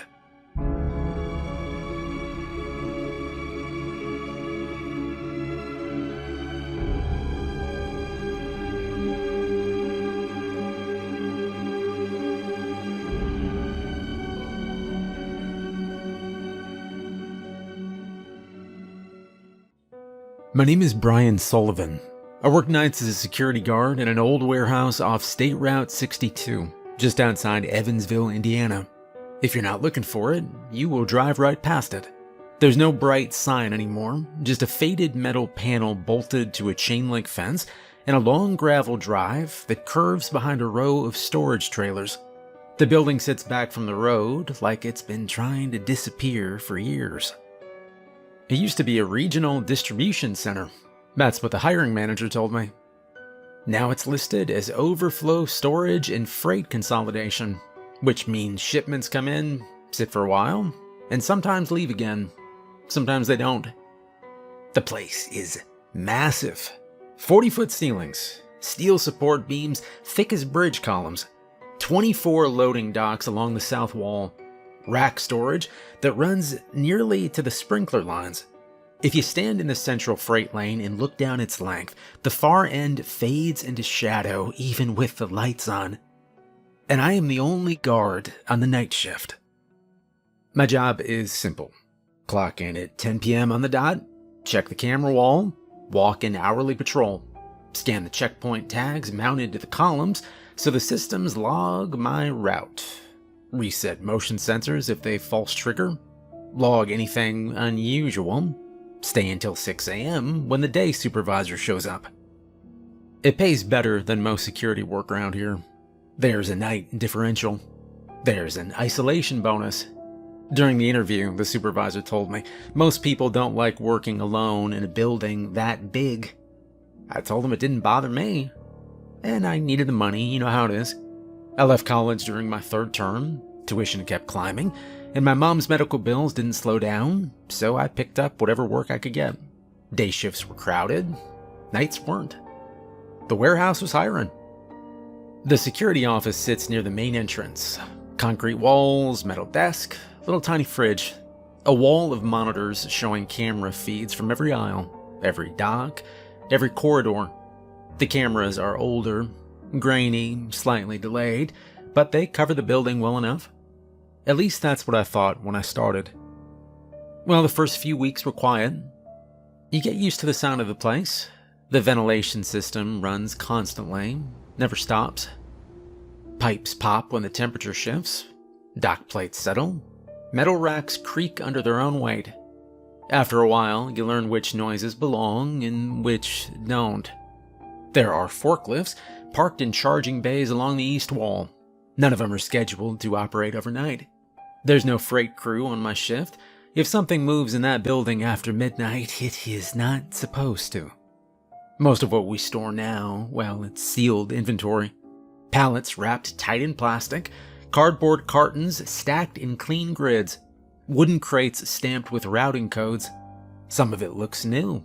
Some of it looks like it hasn't moved in years. And then there are the big ones. The first time I saw one of the oversized crates, I stopped walking. It was sitting in the central freight lane, wrapped in black plastic, reinforced with steel brackets at every corner. 15 feet long, 8 feet high. It took up nearly half the lane by itself. The barcode label had a routing number, but no description of what was inside. There were more like it, stacked higher up in the racks, balanced in places forklifts shouldn't be able to reach. I checked the equipment list. The forklifts on site aren't rated to lift that kind of weight at that height. There's no crane system, no overhead hoist, no heavy lift rig parked anywhere in the yard. I figured day shift brought in outside equipment when needed. Wasn't my concern. Still, I started noticing something.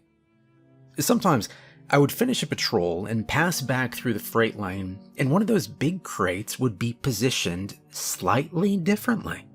Not dramatically, just rotated a few degrees. Moved a foot closer to another stack. Always lined up neatly again by morning. I never saw them move. Most nights were routine. I'd sit at the monitor wall around 2 a.m., drink coffee from the break room machine, and watch empty aisles. The only alerts were dust drifting past sensors, or the occasional moth flying too close to a camera. And then one night, around 2:37 a.m., camera 14 lit up red. Motion detected in aisle 47. That aisle sits in the far back storage zone. Deep racks, older inventory, no assigned overnight access. I leaned forward and tapped the monitor to enlarge the feed. At first, I thought it was a lighting issue. And then I realized it wasn't. Something was standing in the aisle, and it was too tall to be a person. Story 1. The shape in aisle 47. Now, camera 14 covers aisle 47 from a fixed angle, mounted near the ceiling beam. Looks straight down the center of the aisle, with racks on both sides, stacked almost to the sprinkler lines. That aisle holds older inventory. Boxed small appliances, discontinued electronics, things that haven't moved in years. There's no reason for anyone to be back there at 2:37 in the morning. And right at that time, the motion indicator turned red. I enlarged the feed. First, I thought the camera had glitched. The lighting in that section isn't great. 2 of the overhead fixtures flicker occasionally, and the grainy resolution can smear shapes together if something passes too close to the lens. But this wasn't close to the lens. It was at the far end of the aisle. Something tall, not wide, not bulky, just tall and thin, like a vertical line cutting through the shelving grid. I leaned closer to the monitor. The racks in that aisle rise to about 35 feet. The sprinkler pipes run a few feet below the ceiling. Whatever I was looking at reached nearly to those pipes. It didn't sway like plastic wrap. It didn't move like a hanging tarp. It just stood there. The shape shifted slightly. Not forward, just sideways. Just a subtle change in angle, like something adjusting its balance. I checked the timestamp to make sure the feed was live. 2:37:42 a.m. No forklift was scheduled. No maintenance crew was logged in. No patrol log showed I'd cleared that aisle less than 40 minutes earlier. I stood up from the desk. The protocol is simple when motion triggers in a restricted zone. You verify visually on camera. If it's unclear, you check in person. I grabbed my flashlight from the drawer and headed out of the security office. The warehouse feels different when you leave the monitor wall. The office hum fades, and the open space of the building presses in around you. The central freight lane stretched ahead, wide enough to fit a semi-trailer. The huge black-wrapped crates were still staged along the side, stacked neatly. Nothing unusual there. I walked past them without slowing. Now, the deeper you go into the storage zones, the colder it gets. The ventilation ducts don't push as much air that far back, and the hum drops to a low background vibration. Aisle 47 is near the rear west wall. I turned into the cross corridor that leads to it, and I immediately noticed something off. There was a strange smell. I stepped into the mouth of aisle 47 and paused. The overhead lights were on. No flicker, no visible obstruction. The far end looked empty. I walked in slowly, my boots echoing lightly against the concrete. Each rack column has a checkpoint tag mounted waist high. I scanned the one at the entrance out of habit, the device on my belt giving a quiet beep. Halfway down the aisle, I saw it. One of the lower pallets on the right side had been pushed inward. Not toppled or shattered, just pressed back hard enough that the front corner of the wooden base had cracked. The shrink wrap around the boxes stacked on it had split, and a loose sheet of plastic hung down like a curtain. I crouched and ran my hand along the floor. There was a long scrape mark across the concrete. Fresh, pale against the darker surface where dust usually settled. Something very heavy had been dragged. I stood and shined my flashlight toward the far end, and that's when I saw the shape again. It stood between two racks near the back wall. Even in person, it was hard to process. It was too tall to fit cleanly between the shelves. Its upper edge nearly touched the sprinkler line. It didn't have a clear outline like a person would. It was narrow, vertical, almost blending with a dark gap between stacked boxes. I took one step forward. The beam of my flashlight hit the lower racks first, then climbed upward. The shape shifted, just a fraction. Enough that I knew it wasn't shelving. It didn't rush me, it didn't make a sound. It simply leaned slightly to one side, as if adjusting its position behind the rack. I felt something tighten in my chest. There are moments when your body understands something before your brain catches up. My brain was still trying to categorize what I was seeing. Tall equipment? A misplaced beam? A stack of boxes at a strange angle? My body was already preparing to leave, and I took a step back. My heel slid across the concrete and bumped into something soft. I looked down. There was a dark streak on the floor where my boot had just passed. Looked wet, but not glossy like oil. Thicker. It trailed from the crushed pallet corner and ran several feet down the aisle. I didn't touch it. And when I looked up again, the shape was gone. The gap between the racks at the far end was empty. The shelves were still. I stood there for about another 10 seconds, listening. Nothing. No footsteps or breathing, no shifting of boxes. Just the distant ventilation hum. Well, I backed out of the aisle slowly, keeping my flashlight aimed down the center until I reached the entrance. Back in the corridor, I turned and walked briskly toward the security office. When I got inside, I locked the door and pulled up the playback for camera 14. I scrolled back to 2:37. The recording skipped from 2:36:58 to 2:38:03. A full minute missing. The system log displayed a small note, recording interruption, buffer reset. I checked the adjacent cameras covering the cross corridor. No one entered or exited aisle 47 during that time. I replayed the available footage twice. The motion indicator flashed. The frame showed the tall vertical shape, and then it cut forward in time. I leaned back in my chair and I stared at the monitors. Well, at 4 a.m. I ran another patrol, and I did not go into aisle 47. From the cross corridor, I could see part of it. The crushed pallet was still there. The split plastic wrap hung loosely. By the time the day supervisor arrived at 6 a.m., I'd written a short entry in the log. Motion detected aisle 47.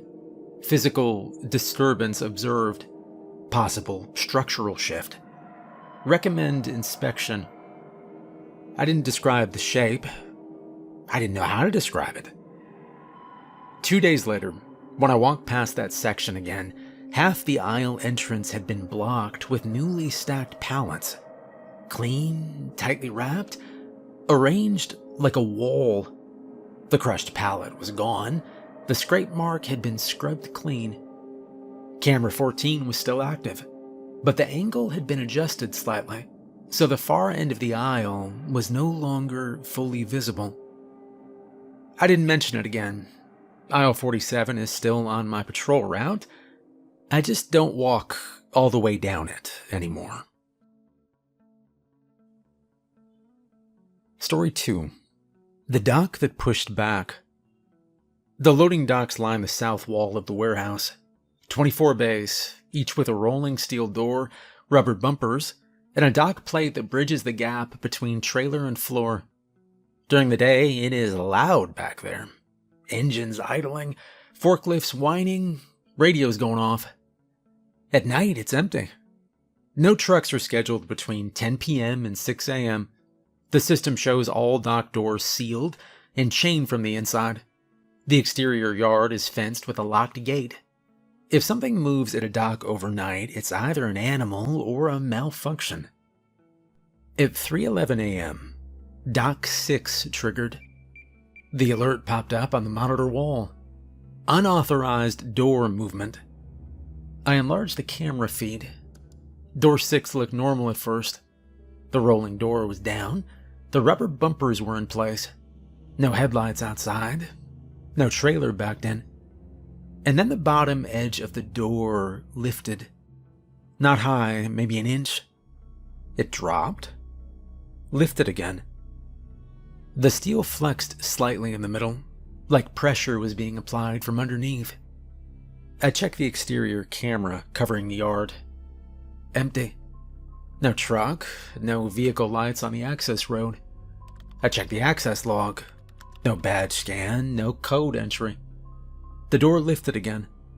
This time it stayed up for 2 full seconds before settling back down. I stood up from the desk. The rule for dock alarms is simple. Verify visually. If it's mechanical, reset. If it's unauthorized access, call it in. I grabbed my flashlight and headed down the central freight lane toward the dock corridor. The air near the docks always smells faintly like oil and rubber. The concrete there is smoother from years of pallet traffic. The overhead lights are spaced farther apart, leaving darker pockets between bays. As I approached Dock 6, I could hear a faint metallic creak. The bottom edge of the rolling door was lifting again. Slowly. Just enough to create a narrow black gap between steel and concrete. And then it dropped. I stopped about 20 feet away. There was no sound of an engine outside. No voices.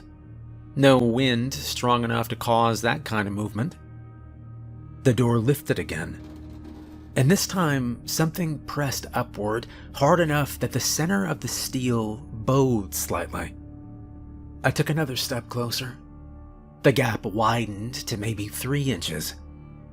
And something dark filled it. I saw a streak under the rubber seal to the right of the door, dark and wet, running along the concrete toward the drain channel. I aimed my flashlight at the bottom seam. The beam hit fabric first, gray material scraping against the inside of the door, and then a patch of reflective striping, like the kind stitched onto a warehouse safety vest. The door lifted higher, 5 inches now, enough for something underneath to shift. I heard a wet, sliding sound against the dock plate. The steel flexed again, more violently this time. I felt it through the concrete. Whatever was under that door was not small. The pressure increased. The rolling door tracks rattled in their guides. The steel plate that bridges the dock gap vibrated. For a second, the door lifted high enough that I could see past the rubber seal. There was a shoulder there, too broad for the opening. The fabric stretched tight over something massive, and above it, just for a moment, I saw skin, pale in the beam of my flashlight, streaked with something dark. The door slammed back as if the pressure had shifted. The steel bounced once in its tracks.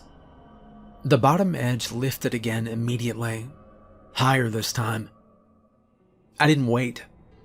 The emergency drop switch for each dock is mounted on the side wall in a red housing. It forces the rolling door to descend under full motor power regardless of obstruction. I ran the last few steps and hit it. The motor engaged with a heavy mechanical grind. The door dropped fast. Whatever was under it pushed upward once more. The steel bowed, and then the full weight of the door came down. There was a sound like thick metal hitting something solid. The impact shook the frame hard enough that dust fell from the overhead beam. The door settled